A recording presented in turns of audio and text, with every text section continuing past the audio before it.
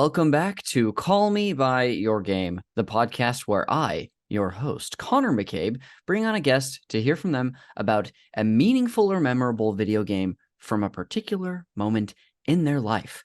On this show, I talk with my guest as much about what made playing that game special, or memorable, or fun, or whatever the heck they have to say about it, as I will dive into the context with them about the context of when they had this special or memorable time with it. A little bit of housekeeping up top is that anything that my guest or I plug today, you can find in a link in our show notes. So if you scroll to the episode that you have playing right now and you click on that, you can see links to whatever we plug so you don't have to search it. Starting with the social media. We've got a ton of that stuff going on at Call Me By Your Game. If you want to follow us on Instagram, Twitter, or Blue Sky, we've got links to all of our accounts there where you can see what episodes we have coming out every week, where you can see who our guest is and what they have going on. And if there's a way to support them, that'll be there too. And you can also see the cool art that I make for every gosh darn episode.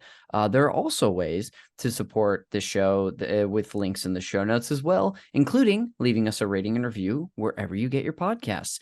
I love seeing what people are enjoying about the show and what they like. So if you leave a review somewhere, I will read it on the show.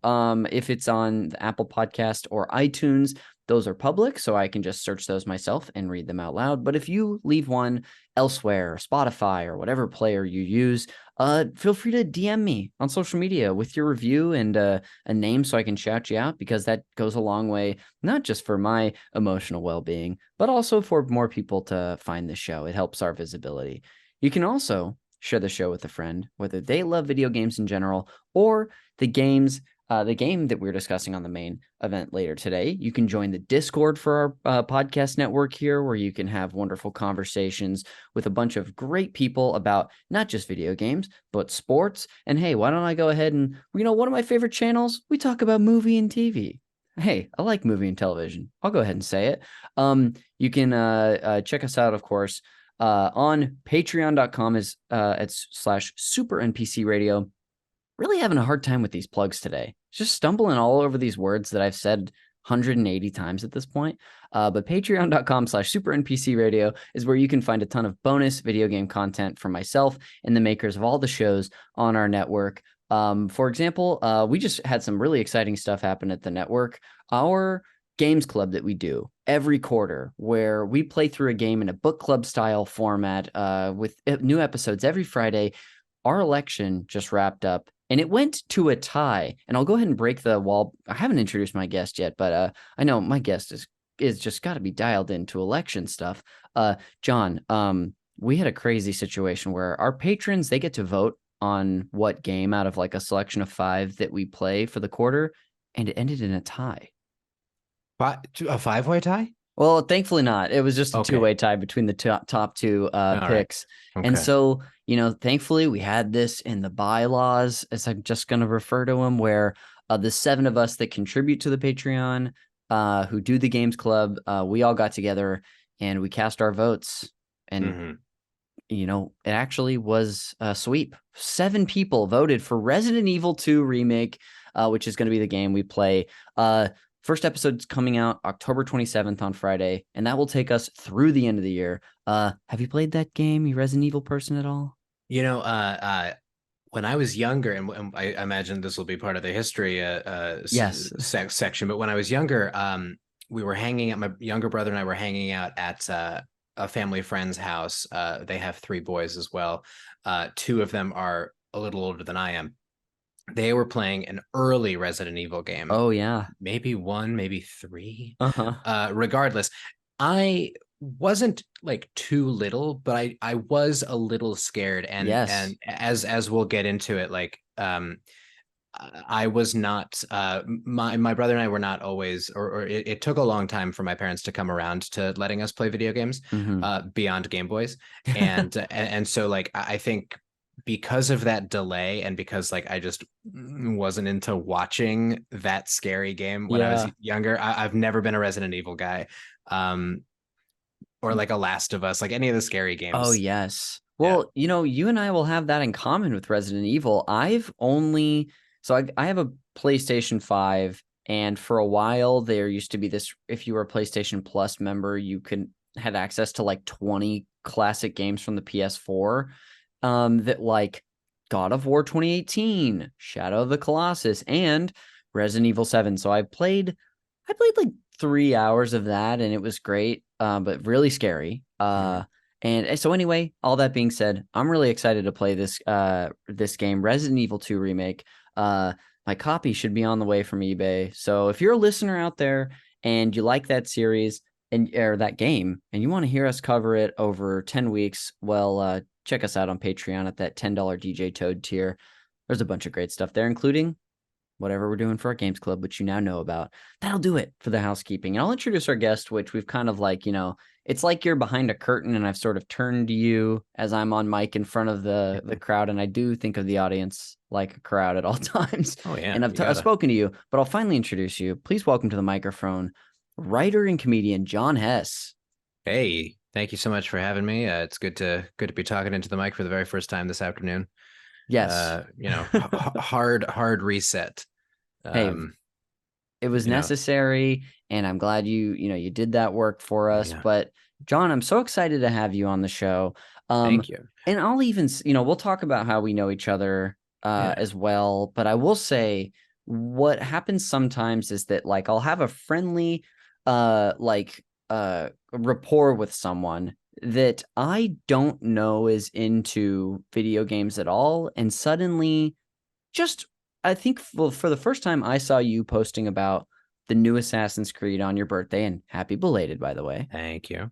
And as soon as I saw that, I was like, well, I'm going to slide into these DMs and I'm going to ask Jon on the show. Well, and I was thrilled. It's one of those things where like I'm very aware of a lot of my friends, you very much included, who have their podcasts, and yes, I'm maybe that kind of person who like puts in his Instagram stories or Twitter like it used to be something like "put me on your podcast, cowards," or something to that effect. And then like as I had maybe less to promote, or like I wasn't doing as many shows or whatever it was, I did that less and less. But I love the sound of my own voice, and I love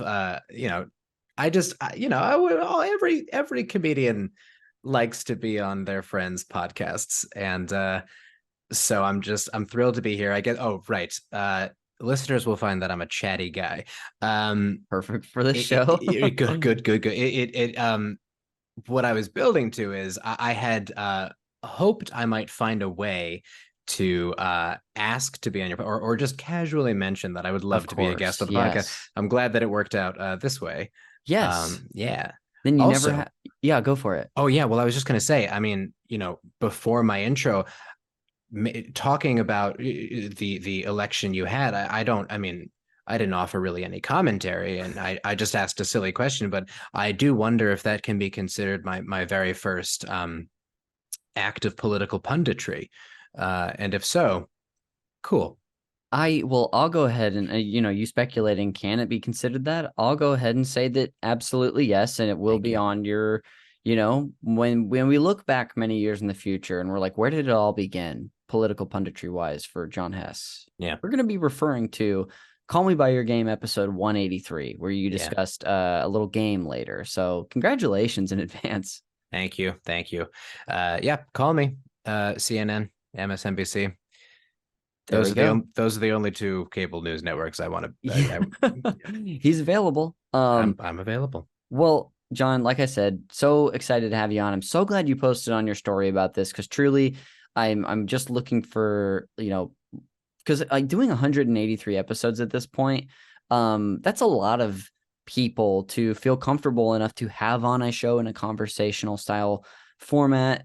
An intimate one, as some have said. Many people are saying that. But I'm so glad you did it. You and I know each other in a kind of an interesting way, and I can't always point out the exact moment that I met my guests, but I try to if the memory comes to me, and I think I know exactly when we had our first conversation. So we met through a group of there was a wave of New York improvisers and comedians that came out to Los Angeles. I mean, in the late 2010s, but specifically like 2019, I made friends with so many of those people. One of my closest being Molly Kiernan, who was recently on a bonus episode of this show. But we met through all this group of people. We were on like the occasional Zoom together in like the throes of 2020. But there were so many people on these things that it was like I barely retained any new person. But flash forward to spring, I think spring 2021, we're at a park. We're in Griffith Park. It's a Yeah. big park hang. And what do you know? I'm standing next to this guy with, I believe he had a mustache at the time, with a great mustache and shades on. And I don't know if we like introduced ourselves or if it was one of those like, oh, we've been standing in the circle long enough and I think we've figured out who we are. But that's Yeah. like my first memory of you. Yeah, I know exactly what you're talking about. I mean, I there were a lot of park hangs Yes, there were. between spring 2020 and summer 2021. Yes. And I'm like next to positive that I know exactly the one you're talking about. I think it may have been a birthday party. Yes. Was it Curtis's Yeah, birthday? I think it was Curtis and Oh Elise's my birthday party. gosh. And so right, there was like a circle, and there happened to be like a good few people in there that I Mhm. was very much aware of. And it's the kind of person like, do they know that we like kind of know each other? Yes. Like should we like formally finally introduce ourselves? And you were absolutely one of them. And I feel like, yeah, we hit it off very, very quickly. Yeah. It could have been the mustaches. Hey, they'll You know, bring people together, the great yeah, uniter. yeah, it's true. I just, yeah, I was, as I always do when having a guest on, I think about, really mull over our friendship and whatnot, but that's when it started. And when you came into my, my field of vision, but what else do you want to share about yourself? You're a writer and a comedian. Yeah. You moved here from New York, didn't you? I did. I moved out here, gosh, in June 2016. So a little over, Killer. yeah, closer to 7.5 years ago now.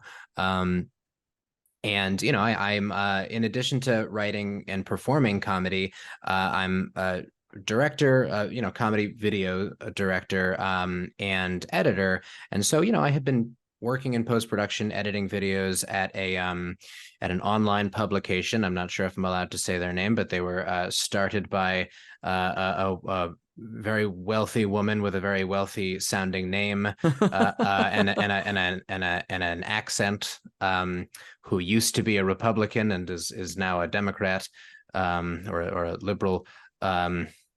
The last word of the publication's name is Post. So We're getting closer. I was editing videos, at a publication that rhymes with Fluffington Post. Uh, Stupid. And and doing some stand up, enough that I was getting pretty confident in like a style, etc. But not really feeling like I had the room to grow in the way that I wanted to. The job that I had, as positive of an experience as it was a morning show, and I could not have my nights. So this is far more of a story No, than I I'm eating all expected. this But up. great, great. So I had been mulling over the move to LA for a while, and I was like, you know what? Yeah, it's time. Mhm. So 2016, I pack up a van with all of my things, and with my parents, and we drive across the country. Guys, there's a lot of really cool stuff to see in the lower 48, I gotta say. And if you're mulling over a cross country road trip, I highly, highly recommend. But yeah, so I moved out here, having saved and with the intention of just like not having a job for a little while Yes. after I moved here. Tried really hard to break into the comedy scene out here. I thought it would be easier than it was. Hmm. I didn't take any improv classes at UCB or anything here, thinking like, oh, I'll be able to integrate into the LA scene. It's not as easy as I thought, which is No, fine. yeah. First thing I did, like I think within weeks of moving here, maybe within a couple weeks, was audition for what were then called mess hall teams. Oh my gosh. Yeah, and like, look, good for me for continuing to do that. But I think it was a pretty ill-advised first act. Didn't know anybody. Like, look, you should be improvisers, should be able to, do improv with anybody and do a good job. Maybe you have an off night, maybe you don't, who knows. But like, I don't know, your first thing in a new community, it was rougher than I Like expected. in an audition setting that I'd like to believe is better now, but is always difficult and not perfect and like often cutthroat, like in Yeah, your little group. exactly. And like, I didn't have like a bad experience. I Mhm. just, I truly like I made zero impact there. Yeah, So whatever. And it's also hard to find stand-up outlets out here. And especially moving out here and not knowing as many folks as you thought you might have, whatever. So all that's to say, it's been 7 years. And moving out here was a bit of a slower start, but you just kind of put your nose to the grindstone and find those shows. And I took a bit of a break from doing, or I guess from performing comedy, uh, at first because of COVID, and now just because focused on screenwriting. But I really didn't expect to like talk about my career journey. But yeah, that's where I am. You sort of step away from the plate for a while, and you're itching to get back to it. totally. Yeah. Yeah, it's performing is so interesting and so many people have obviously everyone's journey is different. And what I've experienced, what I would say is like, for better or worse, currently, if I didn't have like essentially like an every other week opportunity to perform at a theater that I do have to do no work producing, like then I might not be doing it right now. It's hard to say. And I've gone through waves of my life where like it's been all I've done is like performing comedy. So like I totally understand like the place you're in and whatnot. And heck, it's gonna be the right perfect path for you. And I know you were just looking for someone to tell you that today. Thank you. I hope so. And I'm inclined to share that optimism. Um, so, we'll see how it all goes. I Story of my life. yeah, no, but it is. It's one of those like it's hard to sort of wrap your head around getting back in the saddle and like, oh my God, am I gonna start like doing open mics again? Yeah, But you know what? Like you gotta let a lot of that pride go. totally. Yeah. I mean, I played drums for a very long time Oh, between elementary and high school, and I stopped practice. I mean, I didn't have a kit when I moved to New York City. I don't have a kit out here, so I stopped practicing regularly. And when I go back to it to scratch an itch or to get the lead out or whatever, I suck. yeah. But it's fucking fun. And so Yeah. I just, let that. I expect myself to play really, really well, and I don't. And sometimes my hands hurt because I'm out of shape. But like, you swallow your pride, do it for the fun. Between 2016 and 2019, there was a different, and I'll be cagey about it, unfortunately, but it's for, I guess, privacy or whatever. Something to do with my employment. Put me in a very, very deep depression, and I Hmm. didn't have a lot of control over my life. Um, and so outside of work, the one thing I could control was my fitness, and I worked right across the street from LA Fitness, and I was a gym rat. Yeah. I became a gym rat, never expecting that, but like I was in great shape. I felt really good. My hard work paid off, and then lifestyle changed after getting a different job. COVID kept me out of the gym for a long time.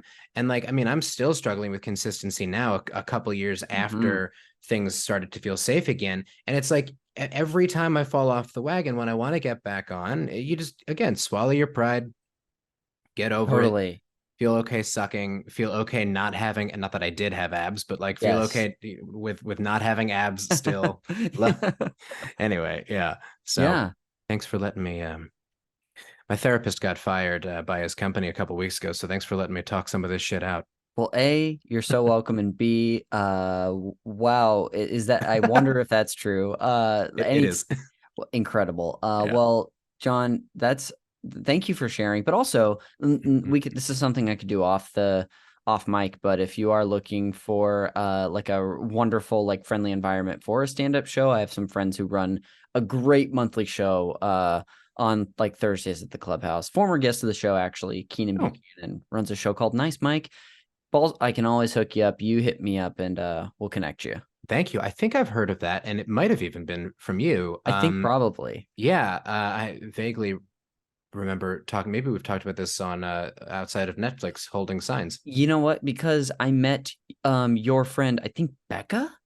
Yeah, Yes, Becca. And Becca was like, I think talking about stand up. And I was like, you got it. I keep pointing people to this show because it was like I'd never done stand up in my life. First time I'd ever done it. And it was such a fun, warm, welcoming environment that like I highly recommend it to all levels of stand up, whether you're like me and new or a more seasoned person. yeah, But yeah, nice mic. I don't know what Thursday they are, but they got a great Instagram handle. So it's out there. awesome. John, Yes. we are going to in a bit get into your brief history or like a history of your time with video games throughout your life. But before we do that, will you please introduce the game you've brought on for the main event later and call me by your game? Oh, yes. The game I've brought on today is one of my favorites, Assassin's Creed Odyssey. Can't wait. It's going to be a blast. Let's get into your history. Do you remember first taking an interest in video games or like the earliest memory you have of watching or playing? Yeah, I think the earliest memories I have all revolve around my older cousin Paul's Game Boy, Hmm. not a Game Boy Color. And he had a couple of games. I think there was one sports game. It might have been a basketball game or a soccer one. Hmm. Although I'm having a really hard time, even though he's a sports fanatic, I'm having a hard time picturing that just for the Game Boy, like a mid 90s Game Boy. Yeah, I'm sure there were games of all sports on the Game Boy, but I've only ever seen like there was a launch title for the Game Boy. I think it was just called like baseball. And Yeah, that I can picture, but like trying to picture, yeah, like a football or basketball game or soccer, it's kind of hard. and I do remember playing baseball games on that game. But so the other game that I remember him having was like a Looney Tunes like rate not racing game, but like it was a it might have even been Tiny Toons. Hmm. Um but you would play as Bugs Bunny or as the little I don't remember the Tiny Yeah. Toon Bugs' name, and you would just be like running, and it was almost like one of the Super Mario games where you'd have to go through. It feels like a side-scrolling temple run Yeah. almost, and there were you'd have I mean you have to jump and dodge, and I don't think you could attack or break things. Um, but it was really really fun, and you could I mean it was one of those games where you could truly spend like older cousin, me, younger brother, like could be sitting watching the person playing for God knows how long. And eventually, I think Paul probably got a Game Boy Color, and thus I received his Game Boy and Oh. that game. And I mean, I was hooked because I mean, I remember the feeling of like those two buttons, like Hmm. finally this is mine, and like the on switch and the little red light that would come on.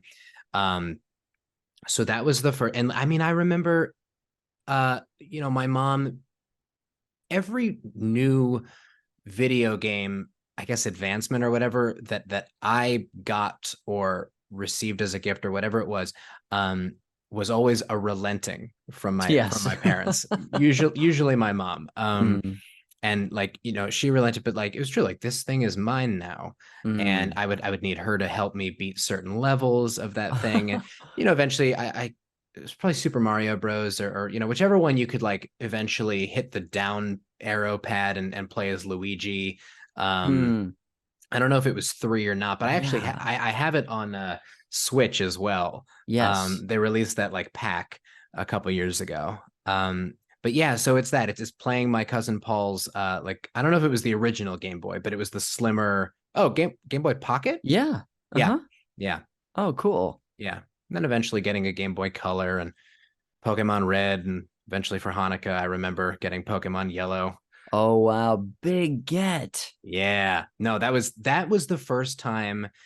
I mean, I'm skipping ahead a little bit for lack of memory or lack of Sure. details, but I mean, that was the first time I felt like, oh, okay.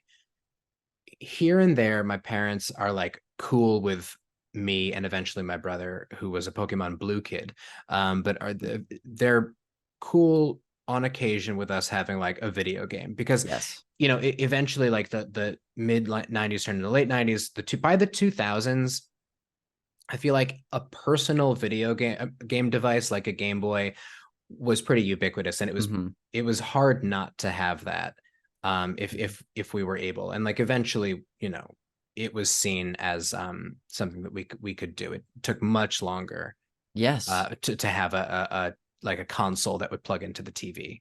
Yeah. Well, to that like idea, I think you're right, is like the time we were growing up, and hey, let's be honest, only 90s kids really know. Yeah, It's yeah. true. These Uh, kids these days. we were on like the final frontier of that being, just like you said, like ubiquitous part of culture, and something that was like not not like niche. And I wonder if, I'm sure today that there are families and kids who go through a very similar thing, or who aren't allowed to have video games. I'm sure of that.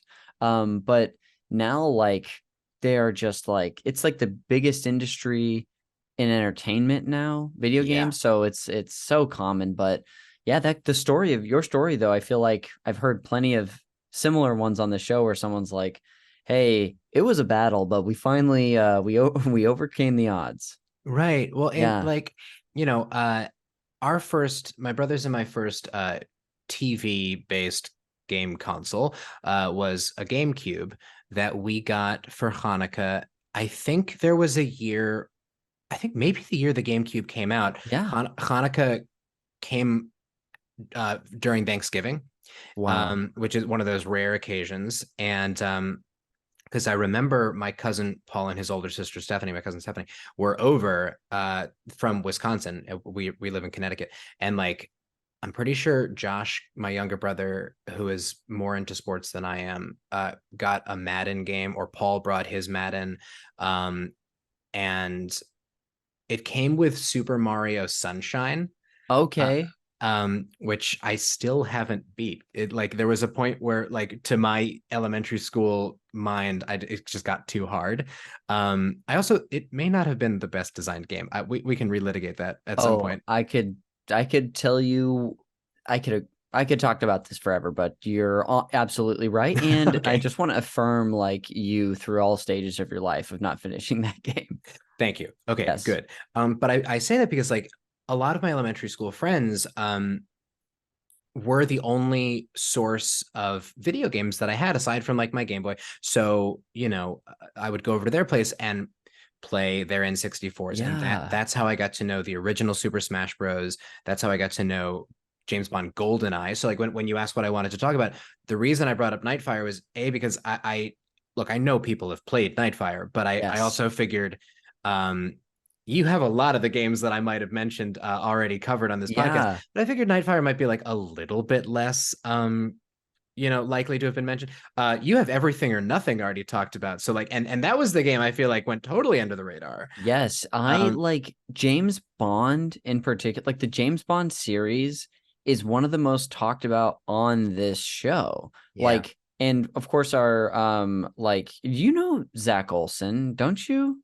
Do you know Yeah. Zach? Yeah, I don't Zach, know that we've met, but the name is familiar. yeah, Zach brought on GoldenEye maybe 2 years ago at this point, and but that's often one that gets brought up by people when we're having that initial conversation of coming on the show.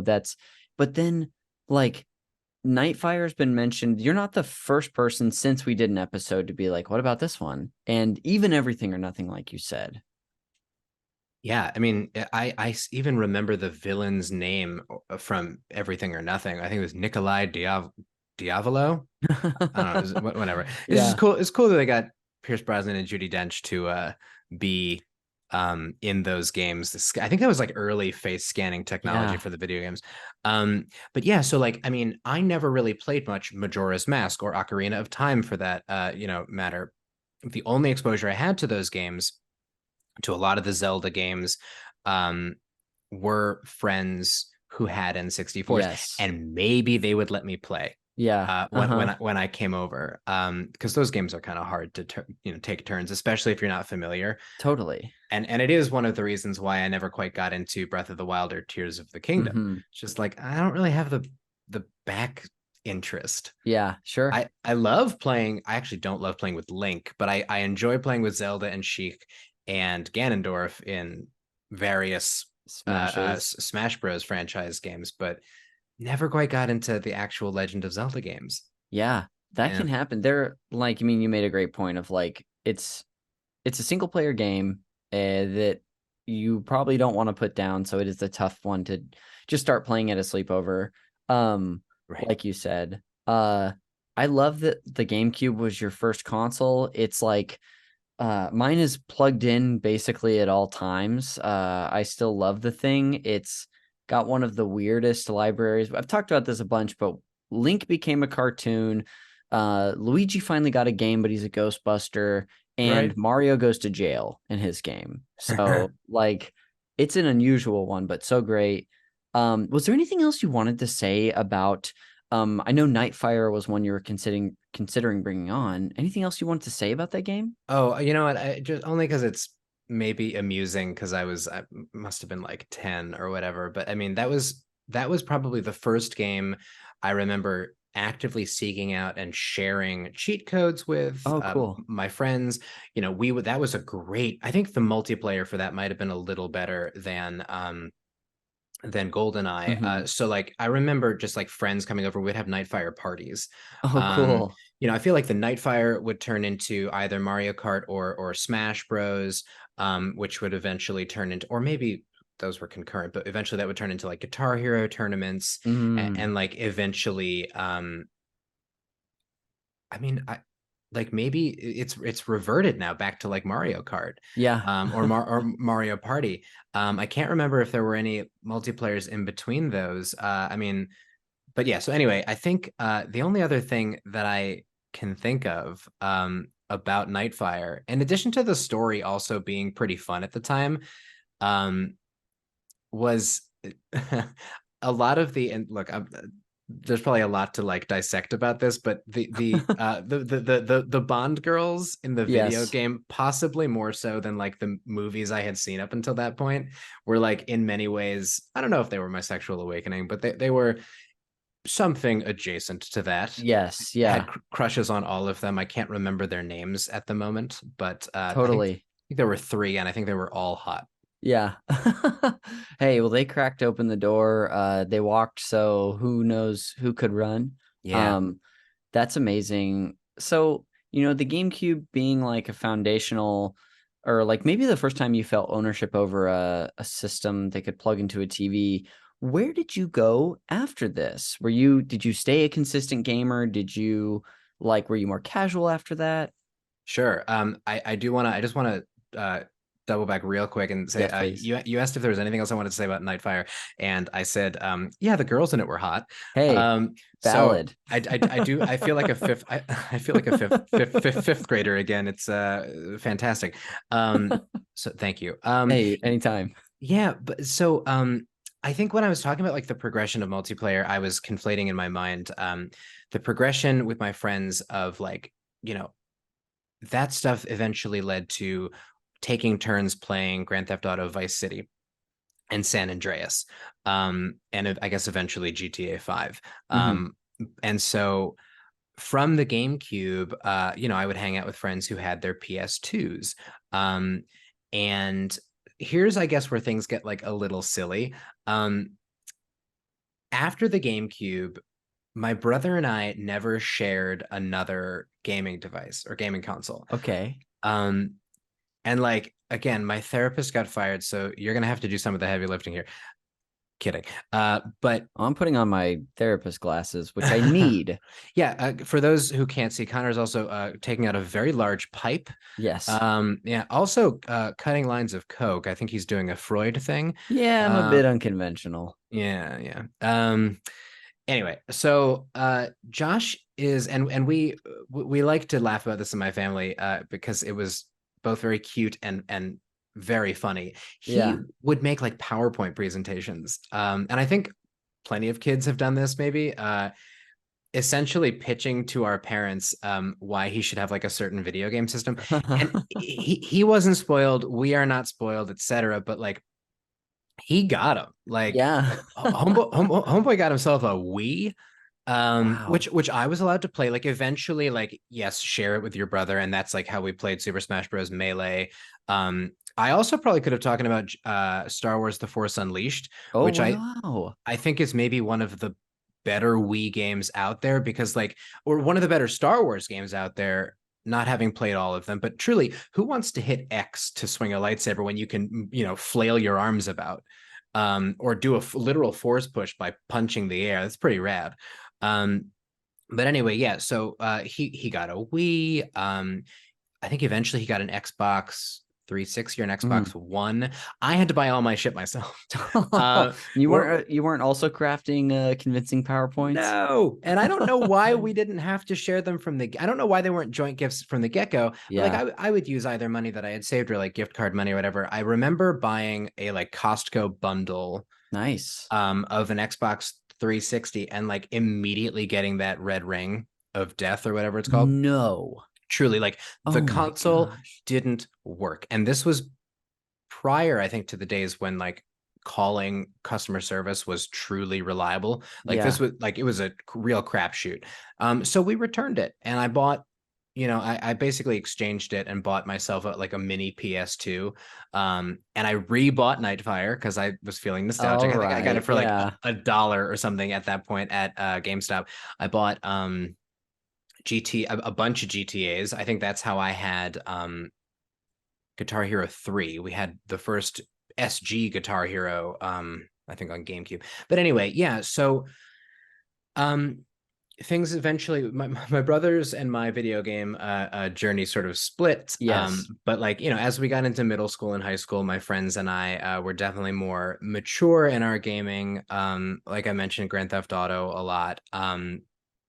And it was pretty much that. I was never much of a Halo guy. Hmm. And so, you know what, I think this is actually the main story is because I never had, I had those consoles, but like because it took me a while to get them, whereas like friends' parents would just kind of buy them for them. The most exposure I had to a lot of those popular games that I think probably defined a lot of people's younger video game interest, I just sort of missed them. I missed Yeah. the Halo craze.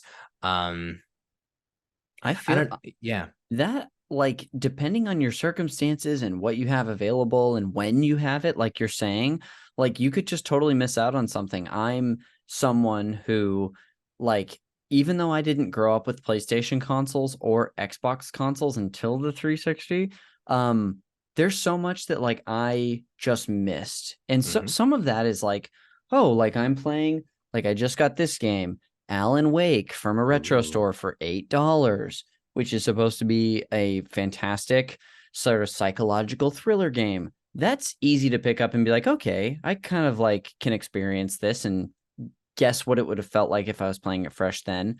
But if you're talking about more of a multiplayer experience like Halo 3, like I would have to like fight to get people together to play that now. As Yeah. opposed to just like logging on and there's thousands of people. So yeah, I could totally see how you would miss trends and stuff like that. Yeah, and even like the Call of Duty games, I remember playing one of the Call of Duty games that specifically did take place in World War II, at a friend's house.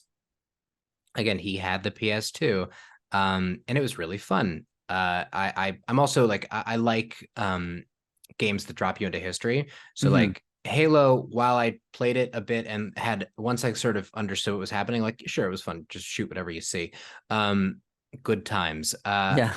I didn't get to play enough of the Call of Duty to really whatever version it was to grasp it too much, but it was fun. It was intense. I never really had much interest in the modern warfare stuff. I just like, I fine if people like that, great. But I Mm-hmm. don't need to be experiencing current events like that. Yeah. Um, or the future games. I think I remember my old roommate having one for his Xbox One that I think took place in like a futuristic South Korea. That sounds I also a Black series Ops. I've basically not played, but I Yeah. think they did do that at a certain Yeah, point. it sounds like Black Ops or something. And I was just like, okay, you know what? I this is fun for a minute. I think we played Yeah. some multiplayer. My roommate Chris at the time and our friend Jesse and I, and it was fine. But for myself, the story mode, I don't need it. But as far as war games go, again, like I missed a lot of these big tentpole games. But so for my PS2, I bought a game called Heroes of the Pacific, which was a dog Oh. fighting. It was actually really fun. It was Oh. a dog fighting airplane, like fighter jet, or not jet, Yes. but fighter plane. There were no jets in World War II. But yeah, so you're fighting in the Pacific Theater, and it follows a basic story, but you're basically just dogfighting or doing like bombing runs. And look, military industrial complex video games, whatever. This is a really fun game about Yeah. a war that is long since passed. And wasn't a, but it was one of the probably whatever. We're not going to get into it. So yeah, that was a fun game. And then Cool. I've never like heard of that. yeah, I mean, it was, but that's what I mean. It's like Yeah. it totally under the radar, like nothing game, I think. But Hmm. it was really fun. I also played for the Xbox One that old roommate had, Battlefield 1. Yes. I like I said, the history, and so Battlefield 1 was actually a really sweet World War I video game. Brutal, very Hmm. hard. I mean, the very first mission that sort of introduces you to the game, the last text you read is "You are not expected to survive." And Hmm. it feels very immersive and very intense for World War I, which obviously a nightmare of a war. Yeah. And so that's the type of stuff that I really sort of gravitated towards, because I'm a history nerd, Yeah. and I like the adventure stuff. I like first person shooters, but I like it to feel somewhat realistic. Totally. Yeah. I see. Very, very cool. So it sounds like we've sort of, we've continued into your history as well with like some of the stuff you're playing with roommates and such. Did you like I know that you've got at least one, seemingly two consoles at this point. What got you back into having your own, or did you have your own at the time as well? Yeah, so I brought that PS2 to college and I played it for maybe the first semester, and I played Sure. Heroes of the Pacific that first time. Pretty sure I brought it home. My brother by that point, I believe, had an Xbox 360. I don't remember when they released the Xbox One. He now has the Xbox One and he does not play on it. He just uses Yes. it for streaming. But he was still living at home, being in high school, and had his Xbox something plugged into our TV. For Hanukkah, my freshman year, I either bought, or with gift money, or received LA Noir, Oh, yeah. which, yeah, was hailed at the time as like a whole leap forward in video gaming. And I remember because I went to film school, and I had just finished my sound semesters. Like your first semester is Oh, either cool. visual or sound, and so I took sound, and I was super into sound design. And this video game had like surround sound Oh, design. wow. It was really freaking cool, and it was also at the time very realistic. They had Yeah. like half the cast of Mad Men in it for some Yes. reason. Yeah, including the lead. The lead was one of the characters in Mad Yeah, Men. the lead was Yeah. Ken Cosgrove from Mad Men. And it was awesome. It was a really fun game. It was also very long. This was my first experience playing a game that was like truly an adventure, or not, like a story that you had to figure out. 4 discs. And Whoa, what? I think it was 4 discs. And so I come home for winter break, and I managed to get through like a couple of those discs. Mm-hmm. But to this day, I've never finished it because it was time to go back to college, and Uh, the game stayed there. And by the time I got back to like play it again, I don't I don't know if I lost interest at first, or if like circumstances arose where like it wasn't my Xbox, first of all. So like if Josh wanted to play it, of course Josh was going to play it. Um, and so I think eventually it just became less and less convenient. It's the same mm-hmm. reason I stopped watching New Girl. It's Yeah. because it just got less and less easy Uh-huh. to find it, like Hulu at the time, whatever, it doesn't matter. I eventually lost interest. And so I didn't really have a console of my own, and I kind of lost interest. Yeah. Um, Maybe not in video games, but in like pursuing them, because I wasn't going to buy anything. There wasn't like I think there was maybe a period where games were so online. And like Big time. you had your community, and like you were taught, like my brother, when I would visit home, would be on, I don't know if he was playing Call of Duty or eventually he was only playing Fortnite and now he doesn't, but truly, like, you're talking to people and you're playing your games and you have like your little community. And because I didn't have anything, like I felt like I was missing, not missing out, but I didn't have the interest in getting that into it. There was a Big period, investment, yeah, feels like. big investment in time, energy, money, all that stuff. Re-educating myself as to what video games had become. Yeah. And I think, and this isn't an indictment of video games or of the culture or anything, but I think maybe in the early 2010s, to me, it felt like it was becoming a culture, or video games were evolving in a way where it didn't seem to be offering what I enjoyed about it. Hmm. When I was younger, I think the multiplayer stuff moving to online was a little less attractive to me. Because I mean, I still love like the Mario Party of it all, just like getting Me together, and too. like even the Jackbox stuff feels like Hmm. that now. Like everyone's in the same room, and if we have to be doing something with a TV involved, like at least we're all dicking around together. Engaged, sort of. Yeah, exactly. And so I don't think I got into video games again until maybe late 2014 after college.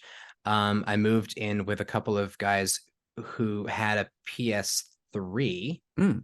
Um, and there was, and sort of, and that reinvigorated my interest in those sort of first person adventure type games.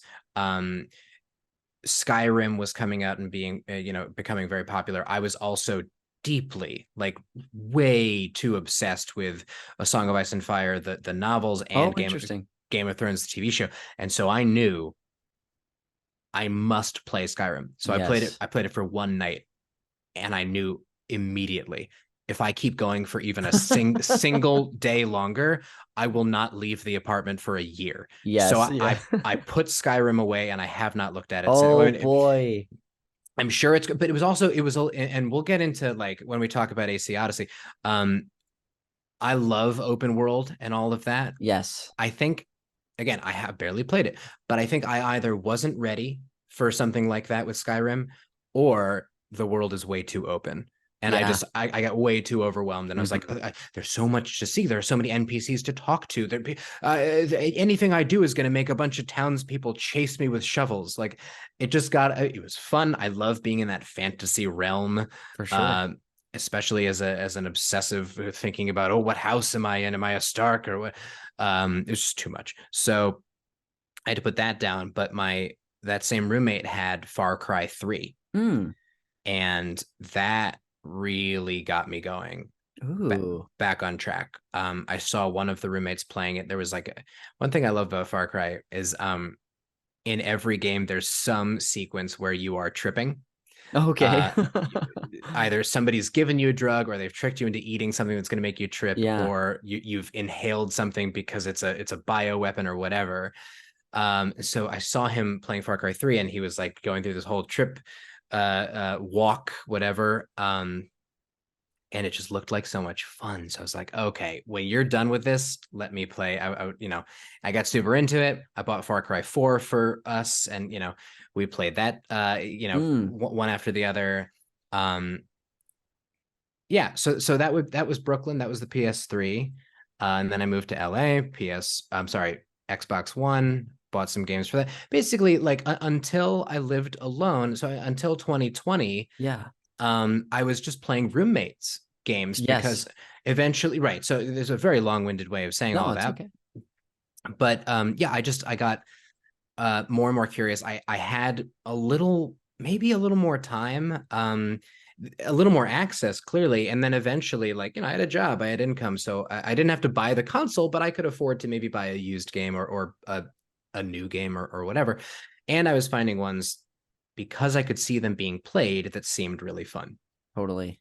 Yeah. And like, I got GTA 5, which had come out a couple of years prior, and I had only seen it being played. And now I finally got to, again, this game that I used to hunt for cheat codes with my friends, and just we'd all have sleepovers and see who could find the machete the fastest or whatever in Vice City. And now I'm playing or I bought San Andreas for myself years ago, and I could never get past a certain racing level. Yeah. And now here I am playing this game that I bought myself again. That's harder but more interesting with its 3-player storyline or 3-character, whatever. And like I'm getting back into it. So Nice. yeah. That's incredible. So now at this current point, you have you Xbox One, you said, or No, so when I moved to LA, my roommate at the time had the Xbox One, and okay. I bought some games for that. Eventually, he moved out, but he was moving to New York for a job, and he left a lot of his things in our apartment, including his Xbox One, which leads to our second topic of conversation. But skipping ahead, he moves back to LA and he takes the rest of his stuff with him, which means I am console-less. Oh, And so, man, you know what? It happens. I'm here But by for you emotionally. Thank you so much. Yes. But by this point, yeah, I'm fully back on the video game wagon. Cool. Especially, by the way, just thematically, partially because there's a lot less pressure to be online with a headset talking to people. Mhm. Like there's a lot more single player adventure type games that I like. But so a couple things happen. At the end of 2019, so New Year's Eve 2019, I decided to quit smoking pot, which was a big deal for me. Good for you. Thank you very much. And so that will come into play later in 2020. But so by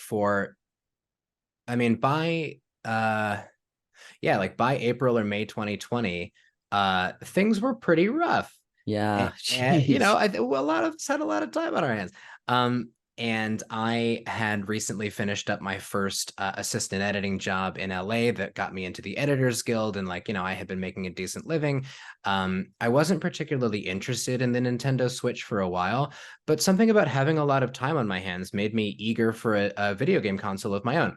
So I managed to buy it was really hard to find them for a while, but eventually I managed to get my hands on a Switch. And that was the first game console I bought myself in years, truly in Wow. well over a decade. And I still have it, and that's where I play my favorite game of all time, Hades. Nice. Something about having a ridiculous amount of time on your hands in the summer of 2020 and a game like Hades was a really perfect combination. Going back to like the connection thing too, I was able to play games with friends here, friends back in New York, Pokemon Shield, Mm-hmm. Super Smash Bros. Ultimate, Ultimate. Yeah. Ultimate, yeah. Mario Kart, Mario Party, all that stuff. Like we've got the online thing again, the way that I like it. So Yes. that's great. And then January 2021 rolls around, and or even like winter of 2020, so like Hanukkah time. Mm-hmm. I'm approaching, and I will absolutely succeed in reaching a year of sobriety. Yeah. When it comes to weed, and I'm like, you know what? Again, I this may not be like the most amazing financial decision for myself, but I can do it and I want to do it. I'm going to find myself a PS5 as like a congrats on not getting high for a year Yeah. thing. So it takes me until May of 2021, but eventually I find myself a PS5. And so those are my two consoles now. Cool. Mostly stick to games on the PS5 because it just the quality with my TV and whatnot is remarkable to me. Mm-hmm. But yeah, I love them both. Awesome. I outside of well, have you been playing the new? I know you were booting it up or at least looking at it on a screen. Have you Yeah. been playing the newest Assassin's Creed? Yeah, so I downloaded it. Okay. I guess it was made playable at 9 p.m. October 4th. My Gotcha. birthday is October 5th. So I played it for a little while on October 4th. And it is really fun so far. I have not had time to play it since because my family was in town for my That's birthday. right. Yeah, so I imagine when our recording comes to an end, I might boot that back up. But I made it like a little ways, truly not that much time spent yet. But it seems like fun, and I'm told, and I'm getting the sense that it's a return to the old Assassin's Creed format, the less open world, much more driven for you in a way. Yeah, I've heard similarly on Yeah, some gaming podcasts I listen to. I think it is Return to Form, like you were saying, and yeah, it seems like that they did a great job with it, from what I can tell. yeah. I haven't had, too much fight experience in it yet, but it seems, like your instincts as far as rhythm and whatnot go from previous games will carry over, which I'm really Okay. enjoying because I don't feel helpless or Hmm. hopeless. But it also feels like there's plenty still to get used to. Certain game mechanics are different, and I'm still getting used to Oh that. yeah. But I haven't developed all of the skills yet, even all of the introductory skills with this character. So, I'll be very interested to see how the mythology plays into it as well. And we'll talk about that more with, my game of choice. But even Assassin's Creed Valhalla, a lot of it had to do with Norse mythology, Mm, and that stuff is really cool too. So, as I mentioned to you before we started recording, I tried playing Assassin's Creed Origins. I yes. couldn't quite get into it because I had already played Odyssey and Valhalla. So I think something about taking a step back was just a little tricky for me. Yeah. I also just found it a little bit slower. It might have been the compatibility um, on platforms, but Mm, regardless, it was just it was a little hard. But I've never played any of the other. I tried playing Black Flag. I think this yes. was, yeah, on my Switch, and I think also that may not have been the ideal format for it. Yeah. But I didn't realize at the time that it wasn't an open world thing. So I was like, why am I not enjoying this as much? And I think that might Mm, might have been why. I'd like to go back eventually, play Assassin's Creed 3. yeah. Um, I think the thing that anyway, maybe I'm flying a little too close to our main topic, Oh, but it's okay. Go ahead. I like being thrown into periods of history that I'm interested in. So Yes. medieval England, ancient Greece, the idea of going to the American Revolution is really interesting to me. Yeah.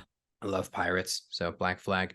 Um, but yeah, I'm excited to see how this one turns out. The fact that they're using an earlier version of a character from Valhalla is really cool. Hmm. Um, yeah, and I also hear that it's a quicker play. I think it's supposed to lead into the next one, Okay, or, gotcha. or something, or it's a precursor, or something for the next one. I hear the next one might take place in medieval Japan, Huh. which is super freaking cool. Wow. I have no Yeah, idea. Yeah, they make so many of these that yeah, like that could just be in like a year and a half or something. yeah, yeah. Who knows? I mean, I will say, like, going between AC and Far Cry as well, Ubisoft does have, at least with those two games, does have like a pretty like recognizable format, like Definitely. their game maps, and just like I feel like if I was familiar with Far Cry, it made it easier to be familiar with the open world, I should say, Yes. Assassin's Creed games. And I appreciate that. I don't feel like a an imposter when it comes to gaming, but I do wonder if like some of the more hardcore or passionate video game friends of mine maybe dislike that, or think that that's lame, or maybe Far Cry's 4 and 5 are just repeats of Far Cry 3, and it's like, well, I mean, maybe a little bit, but I think being able to put a different story and slightly different elements into a similar format is Hmm. not such a bad thing. I don't feel like it's predictable. I don't feel like it makes it any easier to beat the game. Uh, I think there's a balance between if it ain't broke, don't fix it, and like this is an emerging, or a technology that really rewards going above the last one, and I think if you're able to balance those two, then that's great. Yeah. That that balance that you're talking about, or not losing what the spirit of like what a series does, but making it feel new is very difficult. And I think, for any game, whether like I just played through Tears of the Kingdom, which is like for me personally one of my favorite experiences I've ever had. Yeah, And I thought it was even better than Breath of the Wild. And I also know that there are people who are like, no, it's basically just DLC, which I think I would totally disagree, but yeah. that view is held by someone. Lastly, before we head to break and then eventually talk about Assassin's Creed Odyssey, is there one game outside of us that either you want to shout out from your history that you totally forgot to mention, or Is there another game on the horizon that you're also looking forward to? I'll let you choose between the two. Ooh. Excuse me. I will. I'm sure I will answer eventually, but Yes. first I will answer your question with a question. Do you get a lot of people saying either seriously or joking, they're looking forward to GTA 6? I don't think someone said that yet. Oh, okay, because I mean, So whether it's serious or joking, you could be the first. We'll see how you ama answer. amazing. I mean, no, I am. If and when it comes out, I am genuinely very excited for Yeah. GTA 6. I mean, who knows? But I do hope that they make it. I think it's highly anticipated by many people. Yeah. Are you Um, aware that like it's definitely in development. There was a bunch of leaks last year as far as like like the direction of the game and some details. um, maybe that it's one of those things that sounds vaguely familiar, but Yeah. I'm not sure. Well, I Uh, think at the very least, rest assured as someone looking forward to a GTA 6 that it's definitely being worked on. I don't know if there is like a projected release date though, yeah, but for yeah. you, I hope it's next year. Me too. But so my actual answer, I was kind of stalling just then. Oh, My yes. actual, I can't think of, and it's just my memory is not always great, which is why I appreciate podcasts like this because I'm able to sort of talk into my memories. Um, Absolutely. yeah. But a game that so I can't necessarily think of one that I have more memories from my past. I think I Mhm. named a lot of them.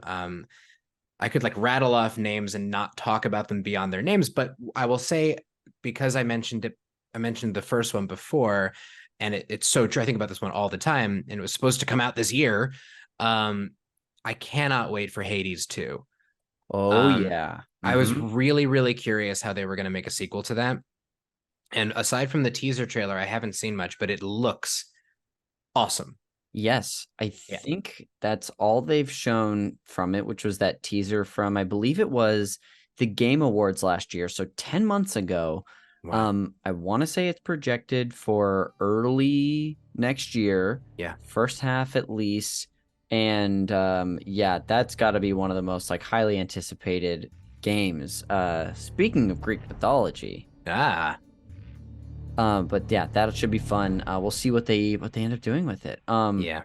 Well, John, I'm sure there's more we could even talk about from your history with gaming and whatnot, but thank you for sharing what you did. We're going to go ahead and take a quick break, and when we come back, we'll talk about all things Assassin's Creed Odyssey. So I'll see you on the other side. Woo!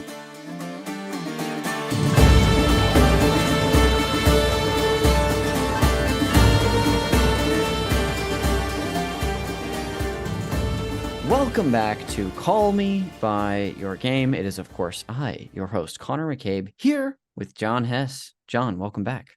Thank you very much. Of course. Like I told you before the show, before we get into your personal history with Assassin's Creed Odyssey, I'm going to do a little table setting for the guest on what this game is, its context in the Assassin's Creed series. But if you want to jump in at any time and add a bullet point or amend something, like green light, okay? Thank you. You're welcome.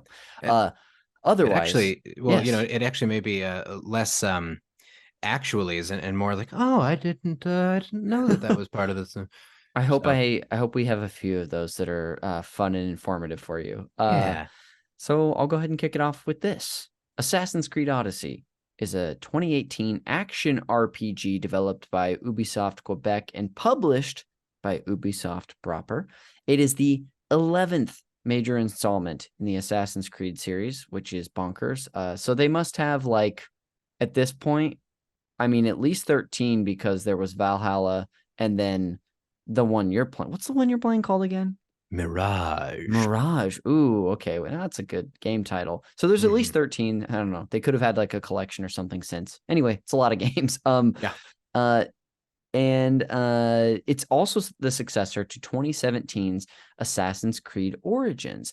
Like its predecessor, the game features a large open world and adopts many elements from the RPG genre, which actually it was kind of like the first game in the series to really lean even further into those RPG elements, which is something I learned in my research. There was more emphasis in this game on combat and exploration, than there was stealth. The naval combat from previous titles in the series also plays a prominent role in Odyssey. And the game's plot tells a mythological history of the Peloponnesian War between Athens and Sparta from 431 to 422 BC. Players control a Spartan mercenary who fights on both sides of the conflict as they attempt to find their family and eliminate the mysterious cult of Cosmos. Odyssey also continues the story arc of Layla Hassan, a major character introduced in Origins who relives the mercenary's memories through the Animus device to find a powerful artifact. Doing great so far? Oh yeah. Okay, golden. God, this is like one of the meatier like table settings I've had, and I actually trimmed it down, but I was like, a lot of this seems kind of at least important or fun, so Yeah. I would jump back into it. Odyssey facilitated the transition of Assassin's Creed into a series of action RPG games by introducing the player choice mechanics. It says Origins, Odyssey, so I think both of these games did that, which I believe if it doesn't come up, they were developed simultaneously. Compared with other games in the series, Odyssey has a larger focus on historical mythology and a smaller focus on the conflict between the Assassins and the Templars, which is the central narrative element present in most of the games. The music was composed by The Flight, which looking here, I'm assuming this is a band. Yes, The Flight. They're an English musical duo consisting of Jon Hess and Alexis Smith. Interesting. It looks like they're known mostly for their video game compositions. That's really cool. Anyway, lastly, the last paragraph I have here is some more contextual stuff. Odyssey was released worldwide for the PS4, Windows, and Xbox One on what the heck? Did you know? October 5th, 2018. Whoa! You're really tied to this game. I didn't know that. Is it on my actual birthday? I wonder if that's a theme. Because I mean, I know that James Bond has done that in the past too. Like October 5th, I think, is James Bond Day. Oh, interesting. Or I think either Spectre or Skyfall were released on. I think it was Spectre was released on the 5th of October as well. Also, and sorry, 30 years to the day before my birthday, before my day of birth. Yes. The Beatles released their very first single of Love Me Do and P.S. I Love You. Really? Yes, and as a Beatles obsessive, I feel particularly tied to interesting. That's not to I've got a little more I'm going to do, but to go please. on this tangent with you, my birthday is November 15th, and because of that, it's such a big time of year for video game releases, and like sometimes Oscar movies, but mostly like that's a huge time for like blockbuster releases. So growing up, I was a huge Harry Potter fan, and yes, the first movie came out the day before. It came out on November, I think it was November 16th, so the day after my 11th birthday, which is like, I've talked about this before, but that's the age that the characters are when they go to Hogwarts. And then the next year, the Chamber of Secrets came out on my birthday. So it was like, there's always something going around on my birthday that I also feel tied to. So I can relate to that for sure. Fall is the best time of year, I think, Amen. to be born, especially maybe when you're a kid, because like you're in school, like everybody's around for your birthday parties, etc. I will say, like, yeah, my friend growing up, Nick was born November 5th, and he had at least one. I feel like it was 2 or 3 of them. We went to see Chamber of Secrets in theaters, and then came back to his place for a sleepover, and like truly terrified by that basilisk as a child. Oh my gosh, the best. 100%. With that too, like for which the game, maybe the game came out like a couple days before, or maybe it was that day, but my parents also got me the game for GameCube. And yes, the Quidditch. Oh my gosh, it was so good. But I remember like I had already read the book. We went and watched the movie, and then my best friend comes over and we like play anyway, was like into it. And I'll just affirm, yeah, fall, best time of the year to be born, especially as a kid. Because also you get like, you get Thanksgiving break, late November, and then like 3 weeks later, you're on holiday break. I could, that is like a heavy nostalgia period for me. So I'll jump back into the Assassin's Creed Odyssey stuff so we can actually get to your time with the game.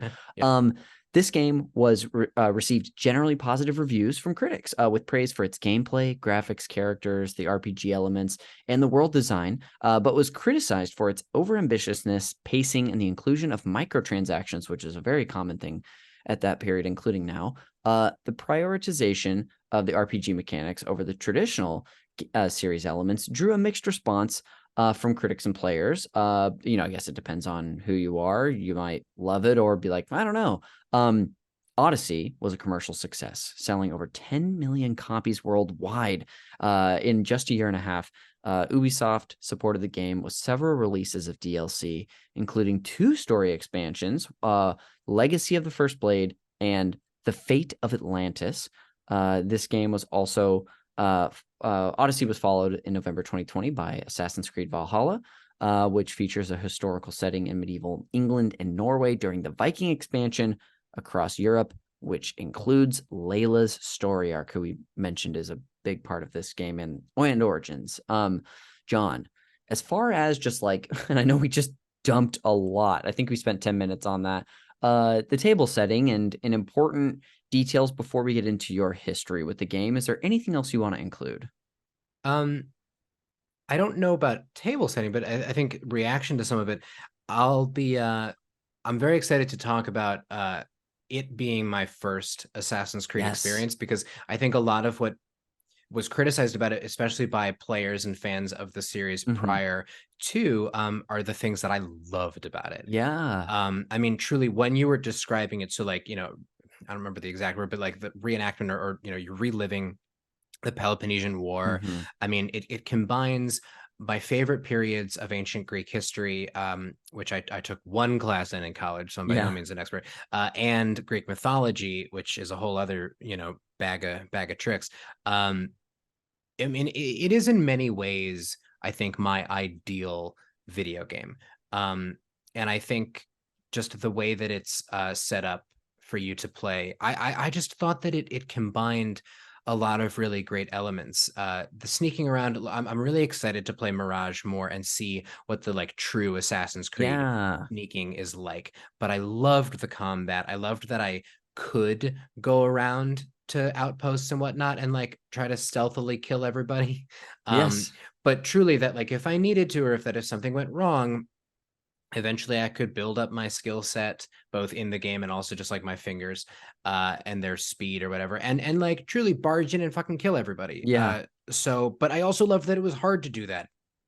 Anyway, Yes. I'm probably getting beyond table setting. So I'll just say, yeah, I thought it was a lot of the things it was criticized for, I really loved. And maybe had I played Assassin's Creed beforehand, I would have criticized as well. So now that I have that taste, that intro in a way that I appreciated, I'm excited to play a game that takes that away. And I'm excited to get a taste of old school AC. Yes. Well, that makes so much sense. Just so we can get into it even quicker, I think you had mentioned in your history with games the way that you came to play this one, or at least like teased it a bit. So how did you come to play this game being your first in the series? Yeah. So again, like when I think about games that I want to play, especially because I'm not very tapped into what the cool new games are, or like, whether they're major games like this one or an indie game like Hades. I don't get a lot of news. I don't pay a lot of attention to, I guess, the trades. Yeah. I do get a lot of recommendations from friends, etc. But I just think about the things that I like, and the types of adventures I might like to have, the types of worlds I might want to be thrown into. And so I think I think what happened was COVID, more or less, obviously there had been like, vibrations, tremors of something very bad happening Yes. in early winter 2020. And by March, I think people were getting pretty scared. And I think, March 10th or 11th, I was on an assistant editing job, and we are told to stay home. Like we're not even working from home yet. Like there's been a confirmed case on the lot that I'm working on. Right now we're just, we're staying home. We're not going to work. We're just going to see what happens. And this was before like lockdown was called. So Yes. I think that day it was either that day or by the weekend. It was like pouring rain. I remember I went to Yes. yeah, and I went to the GameStop at Vermont and Wilshire. Uh-huh. Because I was like, all right, if we're gonna be like in for a while, it's a rainy day anyway right now. I'm gonna go buy a video game or two. I Yes. still have my roommate's Xbox One. I don't know when he's gonna be back, so it's quote unquote it's there. I'm not gonna say it's mine. It's mine to use Oh, for I now. wanted you to say it. It's mine. Ooh, thank you. You're welcome. That was a little Emperor I was Palpatine. gonna say that was very Palpatine. But so I talked to the guy. I'm the kind of guy who likes to go into a store and really like waste one of the employees' time, just like asking them for as much advice or their own opinions as I Yeah. can get, whether I'm buying a video game or an apple. Yes. Um and oh god, they hate me at the grocery store.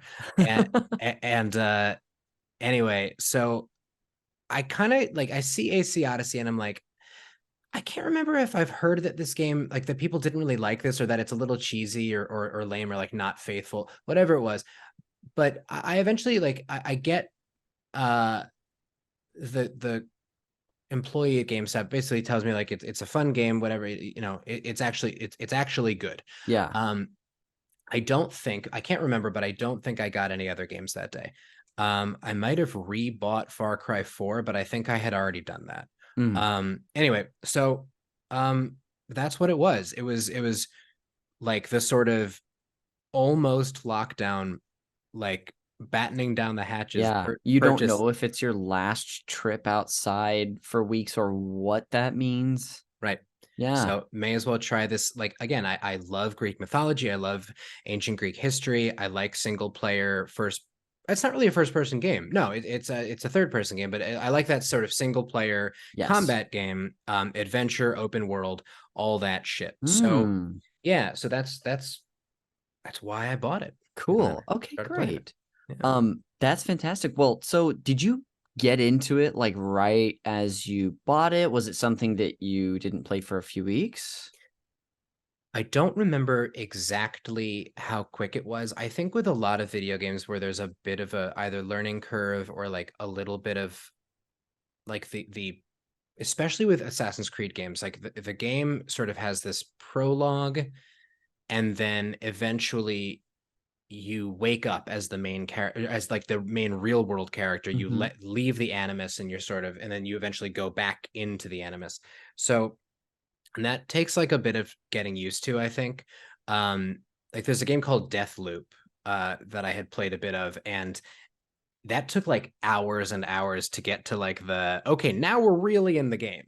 Yes, I played it. I Yeah. experienced something similar. Yes. Yeah. And so anyway, so with Odyssey, I probably because I think this happens with like Far Cry's as well. Like there's a period where it's just kind of hard. Like Mm-hmm. you're at a huge disadvantage, weapons wise, skills wise, strength wise, all that stuff. So like I probably had short bursts of it, maybe that first weekend, and then by that Monday or Tuesday, it might have been a 4-day week. It might have been Thursday through Monday that we weren't working. Yeah. By then we were doing a very primitive work from home because we were I believe it like a lockdown was announced and we were working from home in a truly mind-blowingly inefficient way, Yeah. just based on the technology at the time. Yeah, of course. Not a lot of remote desktops that worked anyway. So the day would like and I would be like waking up and eating a breakfast, like working in my robe all day, not Yeah. showering for a week or whatever. But then I would eventually find a way to get dinner, and whether I was cooking or some safe delivery anyway, I would sit down and I would start playing Assassin's Creed Odyssey.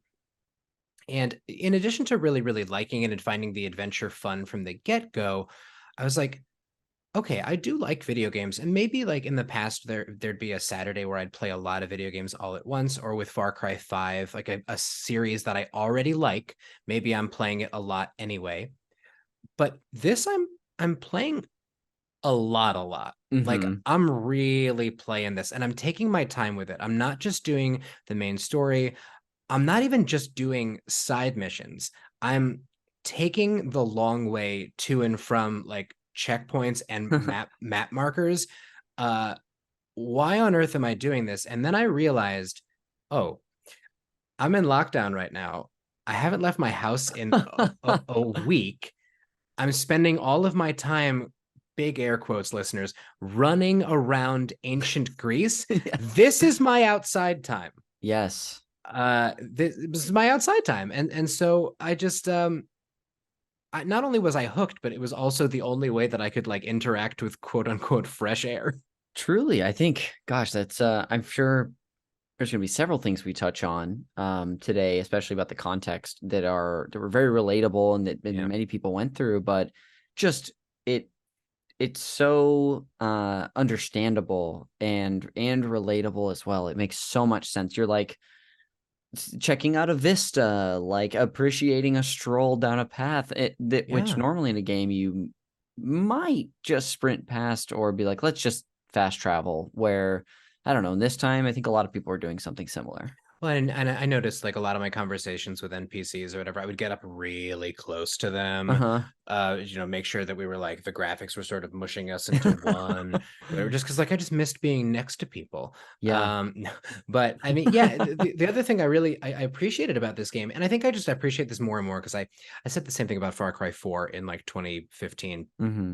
It's like right to that point of spending time outside, the graphics, and again, this is like ancient Greece of like no carbon emissions, etc. So like everything was beautiful anyway, but like the vistas were beautiful. I remember thinking, oh, the way that the lighting is working, like even whether it's on tall grass or just the way that the daylight is changing from hour to hour, the way the weather changes. This is the way that they've rendered these now in today's Greece ruins, but the way that they've rendered these ancient metropolises and metropoli, I don't know, the way that they've rendered these monuments or these statues, these temples is beautiful, Mm-hmm. absolutely gorgeous. And of course, I mean, PS5 4K TV Valhalla in medieval England is even more so, and of course, it gets better and better with every generation. But like I just remember being totally transfixed by the graphics as well, and so it really hooked me.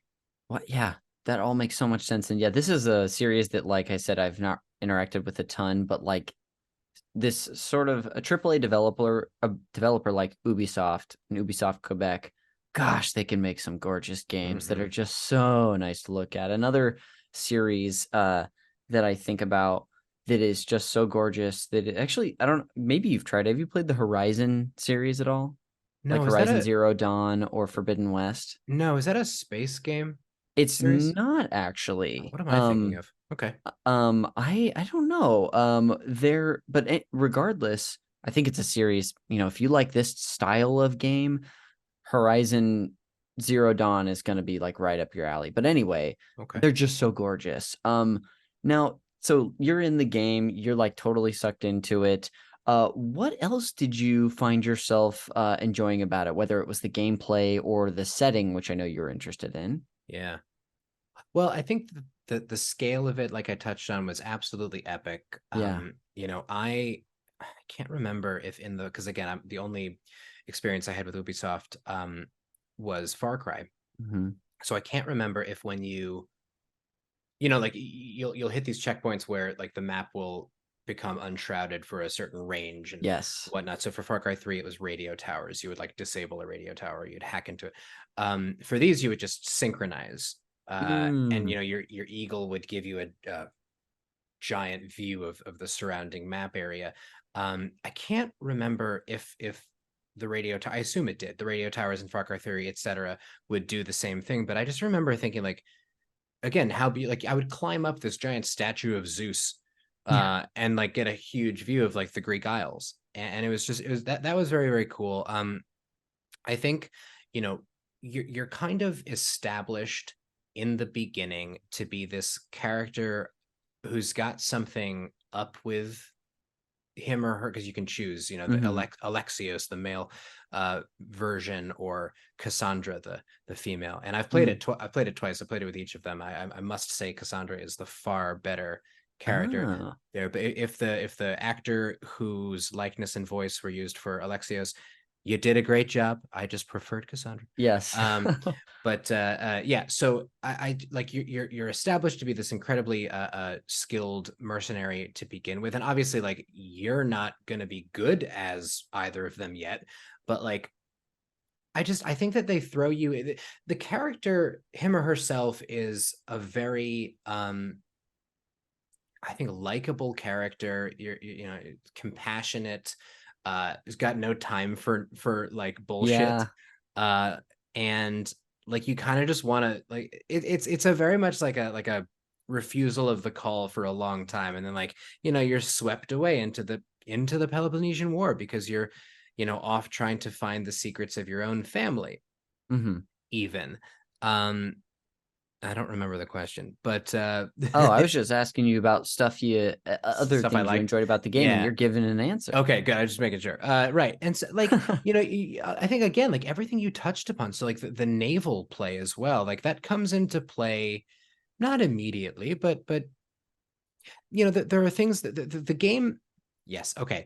As a theme, the game rolls out fairly gradually. So, like, you're not doing naval battles immediately, and that's probably not news to anybody. But like, Hmm. you know, by the time you get to it, it's really, really fun. And, you know, you get to fight in the Peloponnesian War, which is really cool. And the naval battles, I would say, are probably the hardest thing. Yeah. Because that probably requires the most skill, also a bit of luck. I mean, the physics are really there. I mean, like you're very much bobbing on the waves.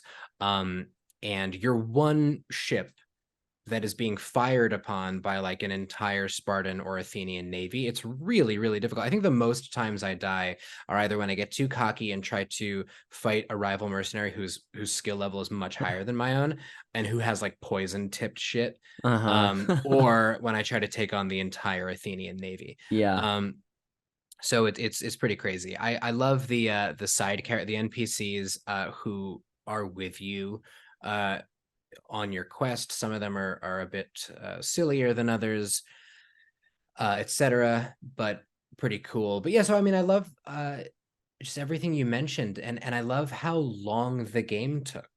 Yeah. Um, you know, I played it a lot. I played it for a long time each time I played, and yet it took me months to beat. Yes. Very meaty. There was a lot for you there. Yes, yes, Yeah.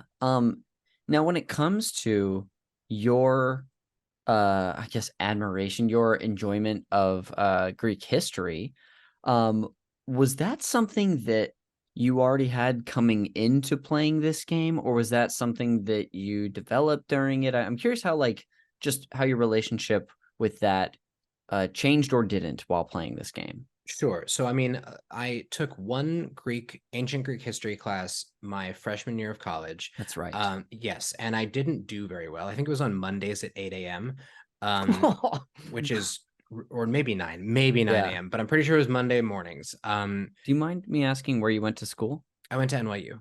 Cool, cool. Yeah, yeah. And so, I mean, I loved that. And I mean, I was a film student, so we had to take gen eds, which is good. Yep. Um, I wish I had taken more probably, but I've always been interested in Greek mythology, and so taking an ancient and also ancient history in general. Um, and so yeah, taking that ancient Greek history class was cool and interesting. I can't say that I retained a lot. I think again because of the time it took place, also the number of years in the, you know, in the interim. But so I wouldn't say that I came in with a whole lot of expertise, maybe some knowledge. And Hmm. like, you know, as I played, some things maybe came back to me, but I don't think I was there playing like, oh, well, that's not true, or that's not what that would have been called. That's not how they would have pronounced things. Yes. I didn't get to that until I got to the Fate of Atlantis DLC. Ah. So one thing I admire about the game is it seems like the team really tried to make an authentic world in every conceivable way, including accents and pronunciations, Mm. which I admire and appreciate. But some of the pronunciations were very strange to me. Like we've always been, I think, taught that like the witch that Odysseus meets on his Odysseys or one of them, but is pronounced Cersei or Circe or something. They pronounced it Kirki, Huh. which is interesting. And maybe that's how Greeks or ancient Greeks would have pronounced Sure. that. Fine. And I can totally get on board with that. And like, Alexios, I don't know if Cassandra pronounced it this way for sure, but I know Alexios would be like Artemis instead of Artemis. And Ah, that's one of those things where like I totally believe that that's how Greek, modern or ancient would pronounce Artemis. But I also would believe it if somebody was like, yeah, no, that's just them trying to like some actor made a choice and no one corrected them on it. exactly. Yeah. The one that I truly could not wrap my head around was in Fate of Atlantis chapter 1. You're in Elysium, part of Hades, and you Mm. meet Hermes, which is super cool. Love to meet a god. Wow. And he's like a partner of Persephone, who in this story I guess lives in Elysium or rules over Elysium. But he pronounces it Persephone, which just feels weird. Yeah, that's hard not to even you're like, hey, even if it's true, it's bumping for me. Yeah. Just can you do me one favor? Yes. And look again, maybe that's, and I don't want to be disrespectful. Maybe that's how ancient or modern, Yeah. Greek pronunciation, would pronounce it. But it's just you spend however 30 years or roughly that hearing Persephone, Yes. you're not gonna. It's just a little It's hard to grating. reprogram your brain like Yeah, that. yeah. Um, I want to get into or like talk just a little bit more because you've already sort of given us like a little bit of taste of the context from your life Mhm. from that time. Before I do though, is there like a favorite moment that you had playing this game or like a sequence or anything like that Do you mean in the game? in the game itself? Yeah. Yes. Gosh, And I know it's been like 3 years or so. it has. I mean, so when I think I replayed it in either late 2021, or no, I think it would have been around the holidays, 2021 or 22, probably 22, because I got really nostalgic, and I was like, you know what, fuck it, I'm gonna re-download this game. Hmm. I might have even bought it. It must have been super like repurchased it because it was for a different Yes. console. It might have been super on sale in the PS store, and that's Nice. why I allowed myself to do it. But trying to think, one specific instance or like sequence in this game. And if that, let's say that's not coming to mind too, I'll open it up a little more and be like, was there a favorite like gameplay aspect as well? So hmm, I know I'm kind of broadening it, but like if any of those stick out to you. Sure. Well, I would say a couple, maybe. Um, there's, I think, one um fort. I can't remember in which region Hmm. of the, okay, there might be a couple, but there's one fort in one of the regions of ancient Greece on the map that you can like raid and like take people out in to steal the resources and try to like weaken the government of that city state, um and to try to trigger a battle. Hmm. And I think I remember both times I played it feeling like this is like a massive installation, and like it's very difficult, but I'm like doing a really good job creeping Yeah. around and just like assassinating people every which way. And it's I wish I could be more specific than that. I think there's, oh, you know what, fuck it, no, okay, I got it. There's a side quest of, like, where you have to hunt all of these mythological animals, I Oh, guess. Not mythological, but like these legendary animals. And I think saying that, anyone listening who loves this game will know exactly where I'm going. yeah. One of them, and if you get all of them, I think you get to like eventually fuck this character. Uh, but Well, so, worth it sounds like. yeah, there's a lot of romance. So what I like is that romance is, it seems like the character is either bi or pansexual, Hmm. which is pretty cool, regardless of gender. So like there are characters, there's NPCs all over the place, whether they're crucial to the story or not, who you just like get to romance and like Hmm. maybe fuck if you play your Cards, right. Also, now that I like think back to what I was saying about Nightfire, I don't love that this is like a twice mentioned priority for me. But that's just like I think you get while you're hunting these legendary animals, you get like various pieces of armor, and eventually you get to romance the like head of this hunting cult. Um, but anyway, one of them is a wild boar it's a massive boar that you have to hunt down, and it's very, very difficult because boars are hard animals to hunt in any game. But in addition to being brutal with its physical attacks, it also lets out these fucking farts, like actual like farts that are noxious, that poison you. So like, Oh, so like you have to either have some sort of remedy or just like run around so that like you can uh, uh, uh not be you're like poisoned. avoiding the fart cloud. Exactly. Yeah, exactly. So you have Yeah. to time it all well, etc. So I think like that's just very, very funny, and it's also very hard.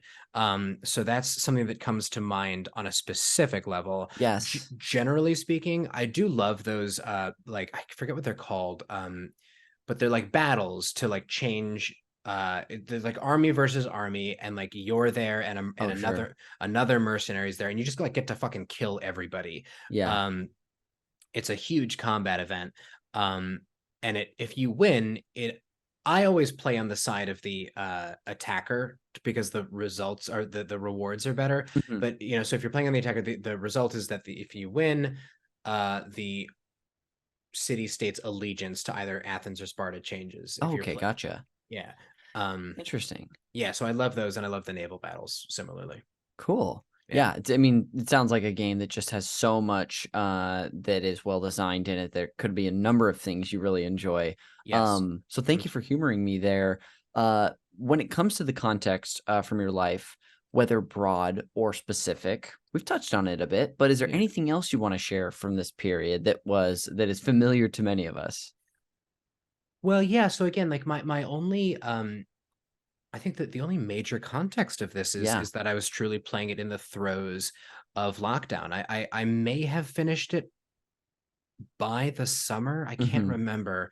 Um, but it's one of those things where like whenever I hear the music, and I hadn't really heard the music, because I'm pretty sure it's different for Valhalla, but I think because it's an anniversary year for Assassin's Creed, when I booted up Mirage for the first time, I heard, and I don't know if this is AC music throughout a franchise, but Yeah. at least for like the pause menu of Odyssey, like you hear the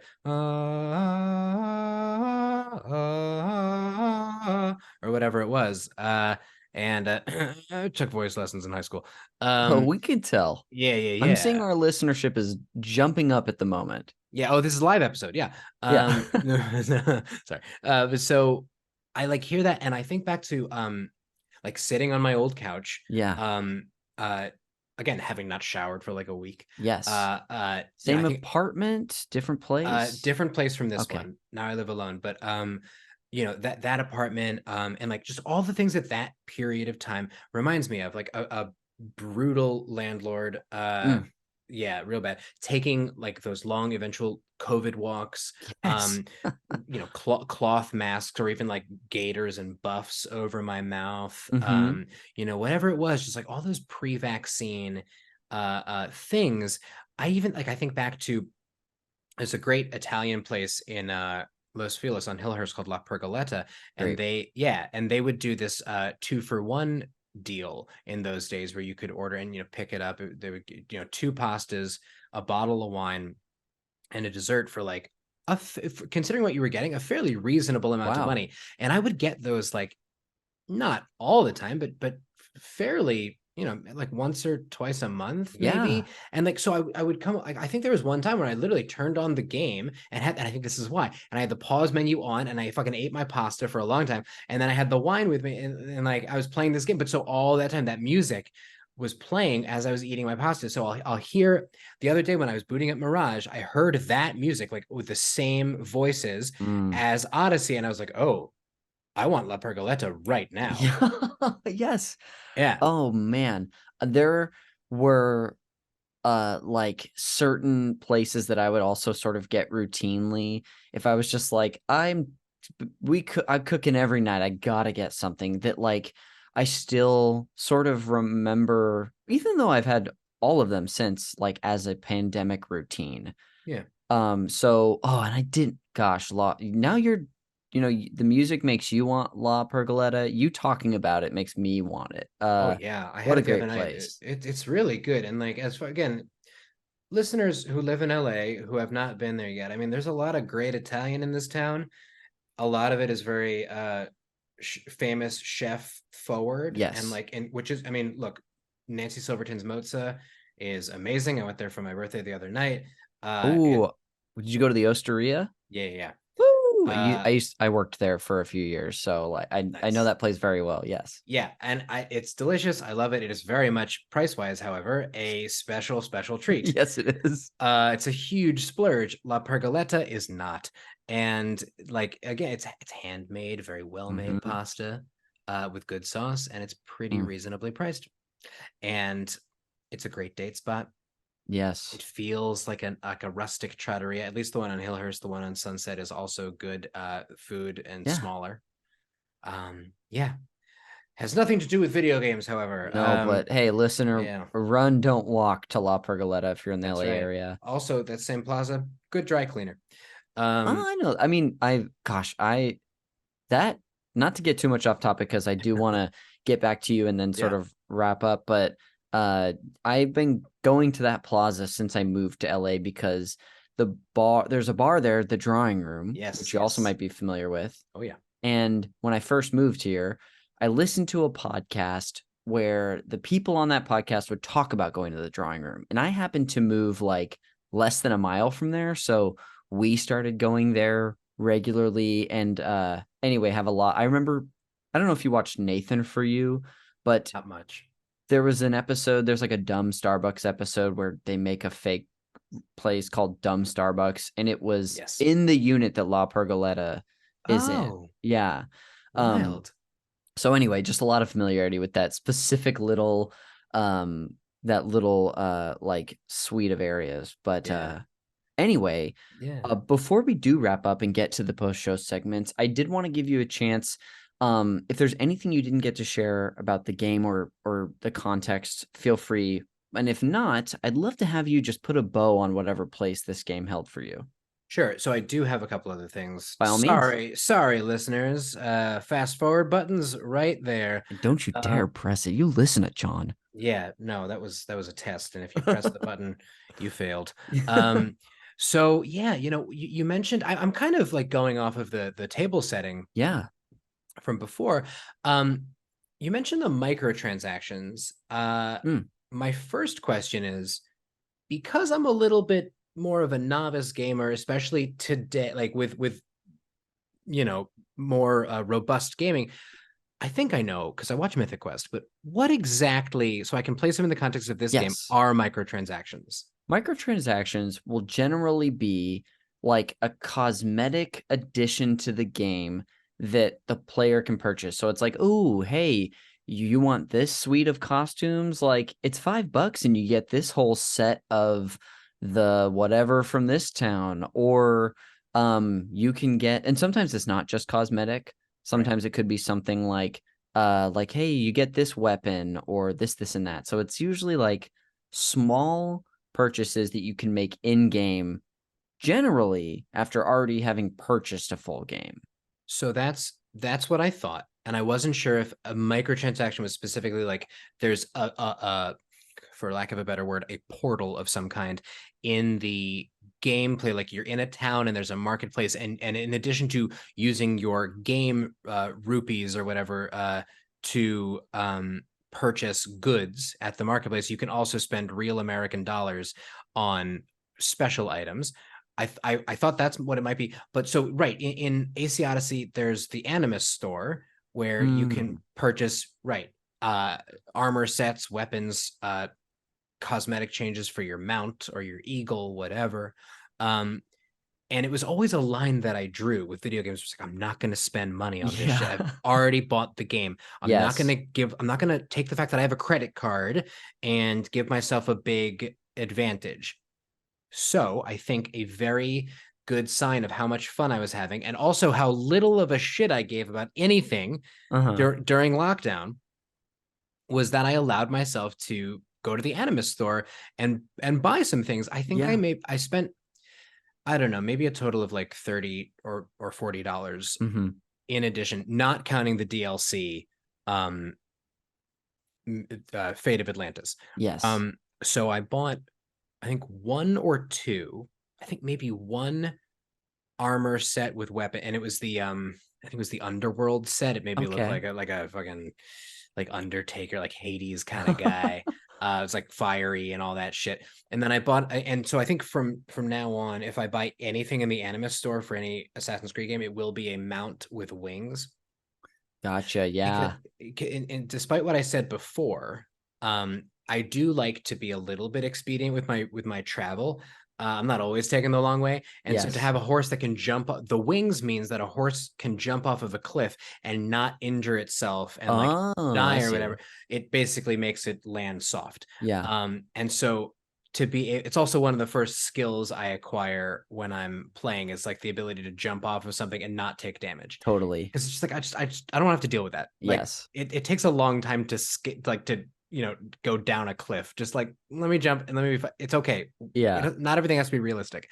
Um, so I bought some of that stuff. And then I think eventually, like, you progress through the game, and like the weapons you get and the armor you can acquire. First of all, it's satisfying to wear stuff that you earned.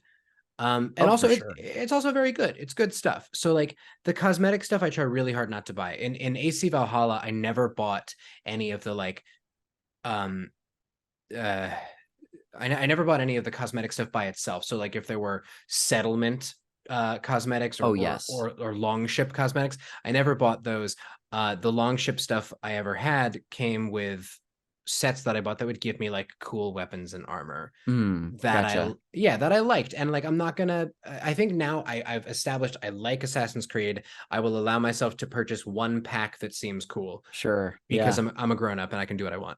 Um but I can totally like see why people would be disappointed in that. I feel like the impression I got was like, oh, are there like merchants around who will like or like, are you being stopped every like other chapter or whatever, trying to like, oh yeah, buy this shit or whatever? And so I was like, I don't remember that, Yeah. but yeah, I the obviously I couldn't say, but it sure. sounds like from your memory that wasn't the case. No, I mean, Yeah. I guess I can understand the criticism, especially like if in previous games there wasn't as much to buy, but like you always have the agency not to buy stuff, so it should be fine. Totally. And if you're having a good time, then it's like a good sign, or a good way of expressing that. Like maybe it's not going to make the game easier or better for everyone, and I would hope it wouldn't make the game drastically easier, but like I don't know. I would never buy something that truly did not impact the way I play the game beyond cosmetic, but I like the Bident of the underworld, or the whatever it was, like some fucking Yeah.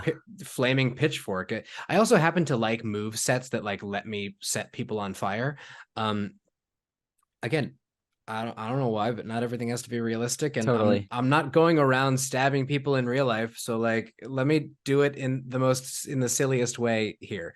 Yes. Um, anyway, so there's that, and then I will also say the DLC. I didn't play Legend of the First Blade. I heard it wasn't great. I have no idea. I didn't play it, but Fate of Atlantis was awesome. I thought that it was Mm. the one thing I wanted more of from this ancient Greek game was to meet some gods. Like if Cassandra and Alexios are like half god or whatever it was, Yeah. if they're mythic in some way, like I want that interaction. I want to see a video game that allows me to interact with, and not just in like quote bubbles like Hades, but like really like makes these gods, aside from Hades, characters. Hmm.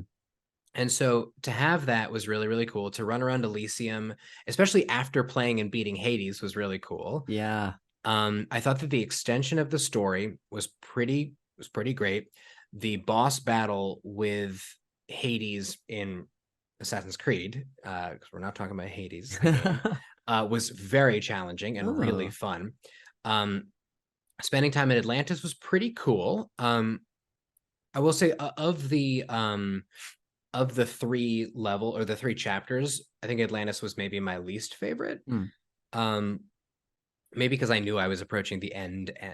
Um, but And I would say I can't remember exactly, but I think that the ending wasn't disappointing, but it was a little like, oh, okay. Gotcha. Yeah. Um, However, there was a cinematic that led into like a little bit of Cassandra showing up, and this was I'm pretty sure it was either DLC or it was just like a patch into AC Valhalla, Yeah. and so like that was pretty good to see Cassandra show up, like to play a lot of AC Valhalla, or maybe even beat it, and then play AC Odyssey again, and then like jump back into Valhalla and like because there was new stuff that they had added, and to see, oh, there's Cassandra, and I just played the ending of that or whatever, and so now I know why she's here. Is pretty Yes. cool. It is pretty cool. Um, That's awesome. yeah, so I guess that would be the extra. So I hope I haven't gone too long, but No, go like, for it. You're good. yeah, no, it was just a very satisfying, like to the point about microtransactions. I found them really fun. Cool. Yeah. Gotcha. Yeah. And then I mean, I just wanted to extend it again. Was there did you want to wrap up, whatever general place this game held for you? Sure. I mean, I think that this game was the first of a couple that, as far as single player games, that really provided a lot of comfort and entertainment, but also like engagement. Maybe not with other people, Mhm. but just engagement during a very trying time for all of us. And I will always be grateful to it for that. And I will always be nostalgic for it. Um, and for playing the game, and weirdly for that time. I think all of us have like a complicated nostalgia for like early lockdown days. Big time. When things were so scary, but also like we had no choice but to like kind of stay put and do what we could to feel comfortable. So Yes. yeah, so I'm very grateful to the game for that reason. And like I said at the top when you were setting the scene, um, like when you think about the boxes to check for video game enjoyment, for me personally, the adventure, the combat, the world, the scope, the story, etc., I really feel like this ticked all of them. Is it a Mm. perfect game? No. And I have no prior Assassin's Creed context, and I'm not the biggest gamer, so like I'm like a blockbuster movie fan in this Yeah. context. Like I'm not the video game version of a cinephile here, but I really liked it, and Yeah. it was really fun. And I never got to play God of War, Yeah. which is the other I think Greek mythology game, Yeah. aside from Hades. And now I can't seem to find it without it seeming like it's I would be downloading Ragnarok. Oh, I see Which what you mean. Yeah. Yeah, which is a bummer because I would love to Play play, like the original one that yeah, actually tied to Greek Kratos. mythology. Exactly. Interesting. Yeah, so I never got to play that, but like for this one, to set it in history and incorporate mythology, I really enjoyed it. Look, I never felt like I was playing. I think I billed it to my dad. Not that I needed to justify a purchase Yeah. as an adult, but I think I billed it to him as like a Greek history game, Yeah. which I think he took to mean like maybe I was learning something. Yes. I don't know how much I learned, although I do appreciate, God, sorry, listeners. I do appreciate like that Assassin's Creed has like historical information Yes. tied into the menu. Like Definitely. you can like take a tour of ancient Greece. And it'll be like stuff that you could read in a textbook. Oh, But you can walk around and it's pretty cool. Um, so while I never felt like I was learning a whole lot, like I know that like I, I don't know. Pericles in history is very different from Pericles in Assassin's Creed Odyssey, yeah. etc. I know that the cult of Cosmos is not a real thing, but yeah, it was all just very very cool to like experience the Oracle at Delphi, Yes. um, or meet Herodotus and Socrates, etc. Were really really cool things. It just felt it felt very special to get to play that, especially at a time when, like, look, I'm not going to say that like Socrates became my friend or it felt like I was friends with these people, but like at a time when we were all feeling a little isolated from one another, aside from like Zoom Yeah. sessions or whatever, like it was cool to just you know be in a realistic but still fantasy world that I was already interested in Yes. diving into. Awesome. Well, I'm glad that, you connected with this game on seemingly so many levels and for so many different reasons, and that it like filled a great spot for you at that time, at a time that like we all needed something like this. So thank you for bringing Assassin's Creed Odyssey on to discuss today for your main event. Before we go, I do have two post-show segments prepared for you Oh based on yes, this game. let's do it. The first of which, John, is the Fact Me by Your Game segment. And this is just where I share fun facts with my guest about the game they brought on. And one of these, in fact, plays well, I'll get to it, but I've got two facts for you today. The first of which, by the way, these both come from a wonderful gaming YouTube channel that I'm often referencing during this segment called Did You Know Gaming? I recommend that you go watch. They have a whole video just on Assassin's Creed Odyssey. So it's Cool. like 7 minutes of bonus stuff that I think you'll enjoy. I titled this one, Dialogue Doesn't Grow on Dialogue Trees. Wait. Odyssey introduced dialogue trees to the Assassin's Creed series. Oh yes. And the dialogue in the game was influenced by the dialogues of the Greek philosopher Plato. Ever heard of him, folks? Now, as told by the game's director, Jonathan Dumont, in Plato's writings, two characters will argue a topic by asking each other questions, which often reveals inconsistencies in like a person's viewpoint. And I guess this is something that they like employed quite liberally in this game as well. That's I don't know if you fascinating. had like found any like enjoyed the dialogue or like how it sort of worked, but this was a big part of it. I did. I mean, I sometimes I thought that some of the performances of the dialogue were maybe a little silly. Sure. Not which is not I don't mean that in a bad way. I just like it was amusing because it's a video game, so it should be fun. Mhm. But other performances were fantastic. Also, again, it's a little tangent, but to what I said about Alexios maybe not being as fun to play with, Mhm. I actually do think the performance of the actor playing Alexios when he's an NPC and a villain Mm. is actually quite good. Cool. And yeah, because so if you choose Cassandra, you're the other character is Alexios and vice versa. Yes. So almost delved into spoiler city, folks. But yeah, I mean, being able to choose different responses or different lines of questioning, different reactions, etc., and how that influenced the story. This was not my first time. Like, I think my first experience with that was Far Cry 4, Okay, cool.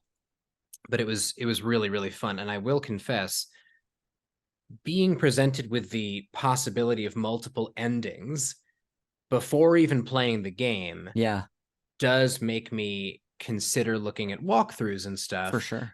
which I definitely relied on more the first time I played it because I wanted to get to that meaty ending. Mhm. The second time I played it, first of all, I was a little more familiar with it, but I also wanted to just kind of let my shit go. Totally. Just Yeah, see what happens this time see what around. happens. I will say, I think my instincts were pretty right for a lot of them, but I also think like the ethics and the morality of like your choices are pretty standard and like they want you to be as humanist as you can be, and Yes. that generally leads to the best ending.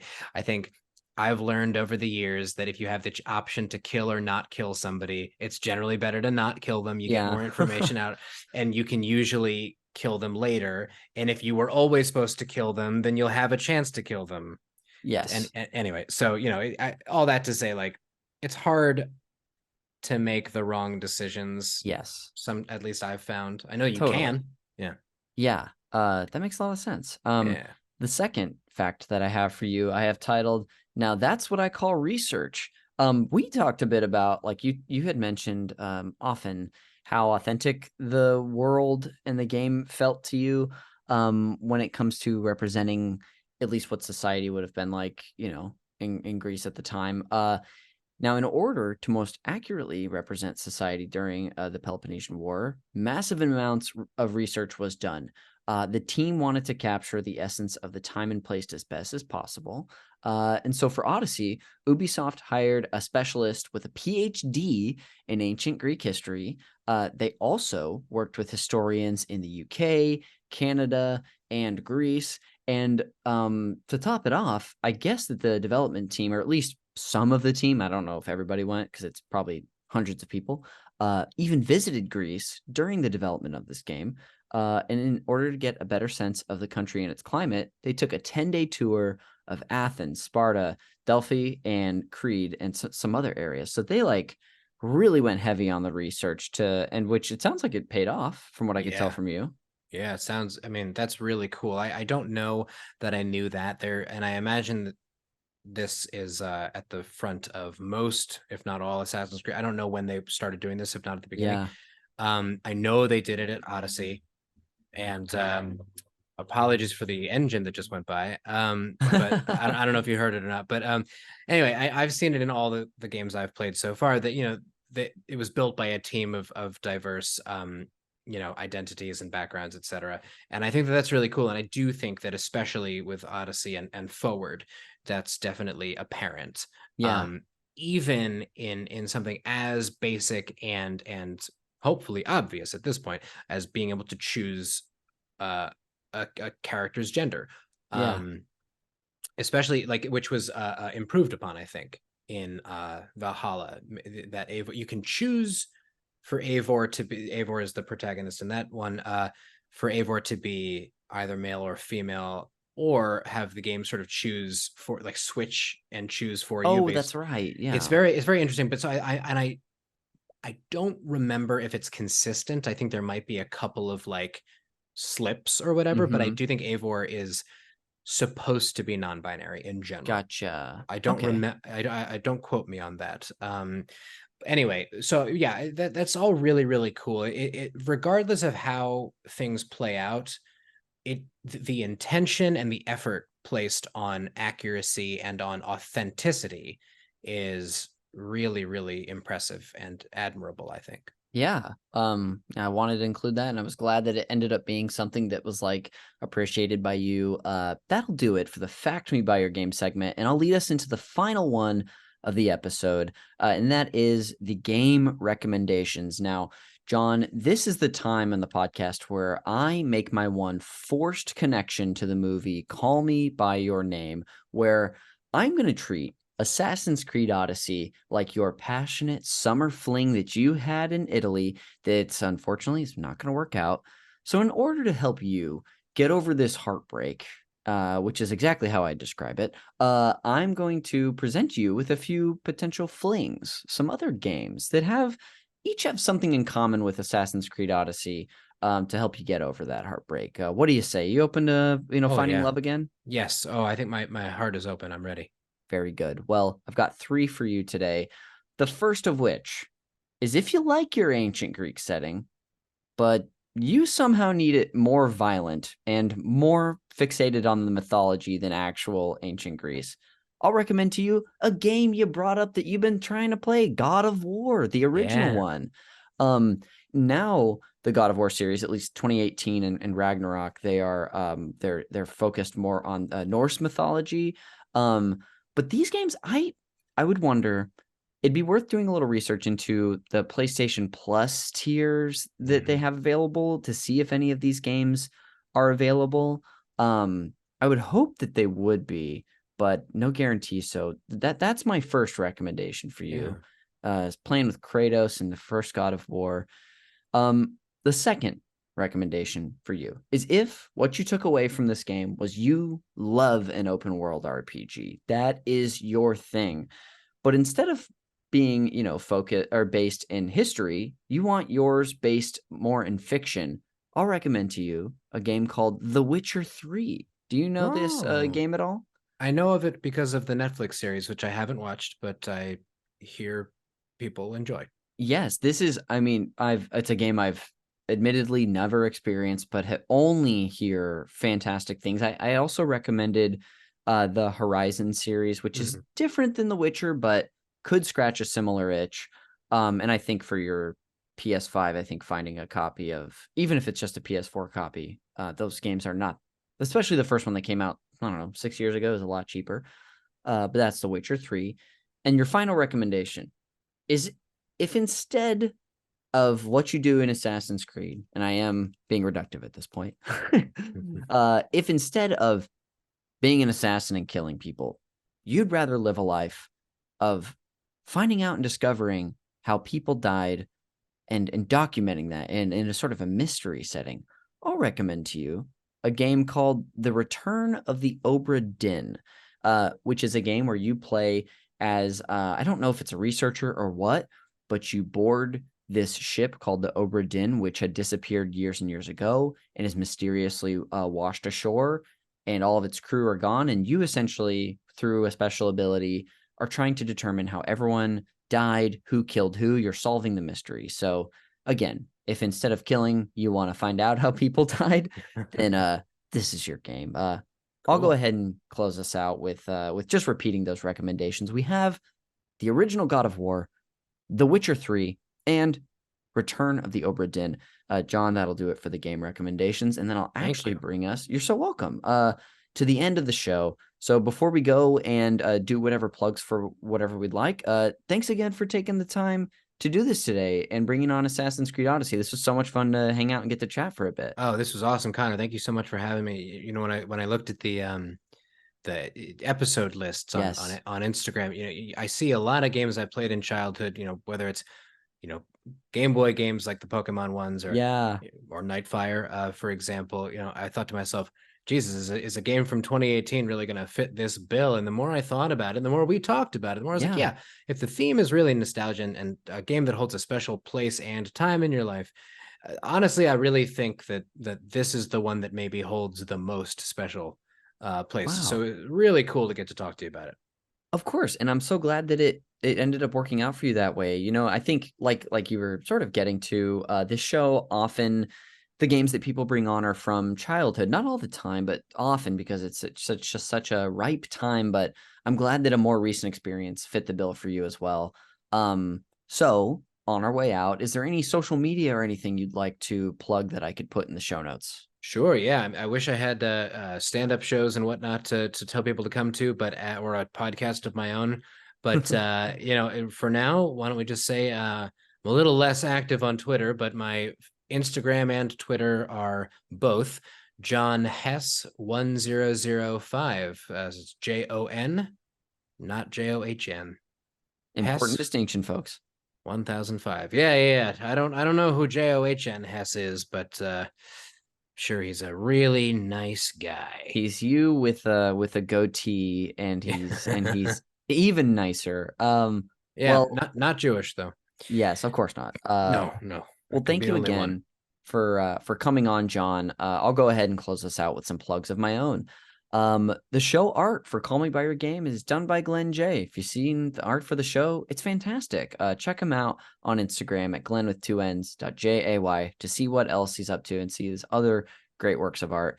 This show is produced by the great Jeremy Schmidt. You can give him a tip of your cap, a little thank you, by checking out his podcast, Video Games, a Comedy Show. It's more of a roundtable style group discussion show on whatever the heck we want to talk about. Sometimes the topics are as high concept as the roast of Mario, where members of the Mushroom Kingdom are doing a Comedy Central style roast of Mario, or it's just us talking about the scariest licensed games we've ever played. And by that, I mean they're so bad that they're scary, which was an episode I was on when you're listening to this the week before. Anyway, it's a bunch of fun Halloween themed stuff over there right now. You can find me on Twitter and Instagram at Connor_McCabe. I'm on Blue Sky as well at Connor McCabe.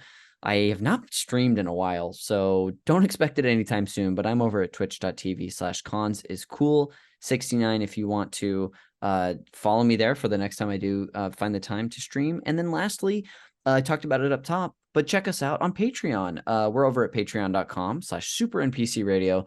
And if you like the conversations that I have with people about video games and you're like, hey, I went through the whole catalog, I want more Connor talking about games, there are hundreds of episodes there. If you subscribe at the $10 DJ Toad tier, you get that games club that I was talking about every week. You get 3 bonus podcasts in total, including a monthly version of the show where I talk to people about a game that we all played. It's the co-op series. And I think it's literally on the 24th, October 24th, our next episode is coming out, all about the game Firewatch, the first-person narrative adventure. Have you played this game, John? Yes, I didn't mean to. I want No, to take I'm glad yes. to. I was actually, when you were talking about the Obra Dinn, right? Yes. Yes, I was gonna say, and if anyone playing that really likes games where you're just trying to figure stuff out, Yeah. Firewatch is great. I just finished it a couple days ago, and without spoiling anything, all I will say is that I kept wondering where the story was going to go. And as it finally turned a corner, it all started to hit me on what they were doing with the Mhm. story. And I thought it was a great, like, 4 to 5 hour experience. Yeah, a nice, quick game, beautiful scenery. Yes, Yeah, very good. yeah, very good. So, listeners, hey, if you like Firewatch and you want to hear me a whole episode about that game in more of a panel discussion than like a nostalgia focused one, check us out there. But that'll do it for this episode of Call Me By Your Game. We will see you on the next one.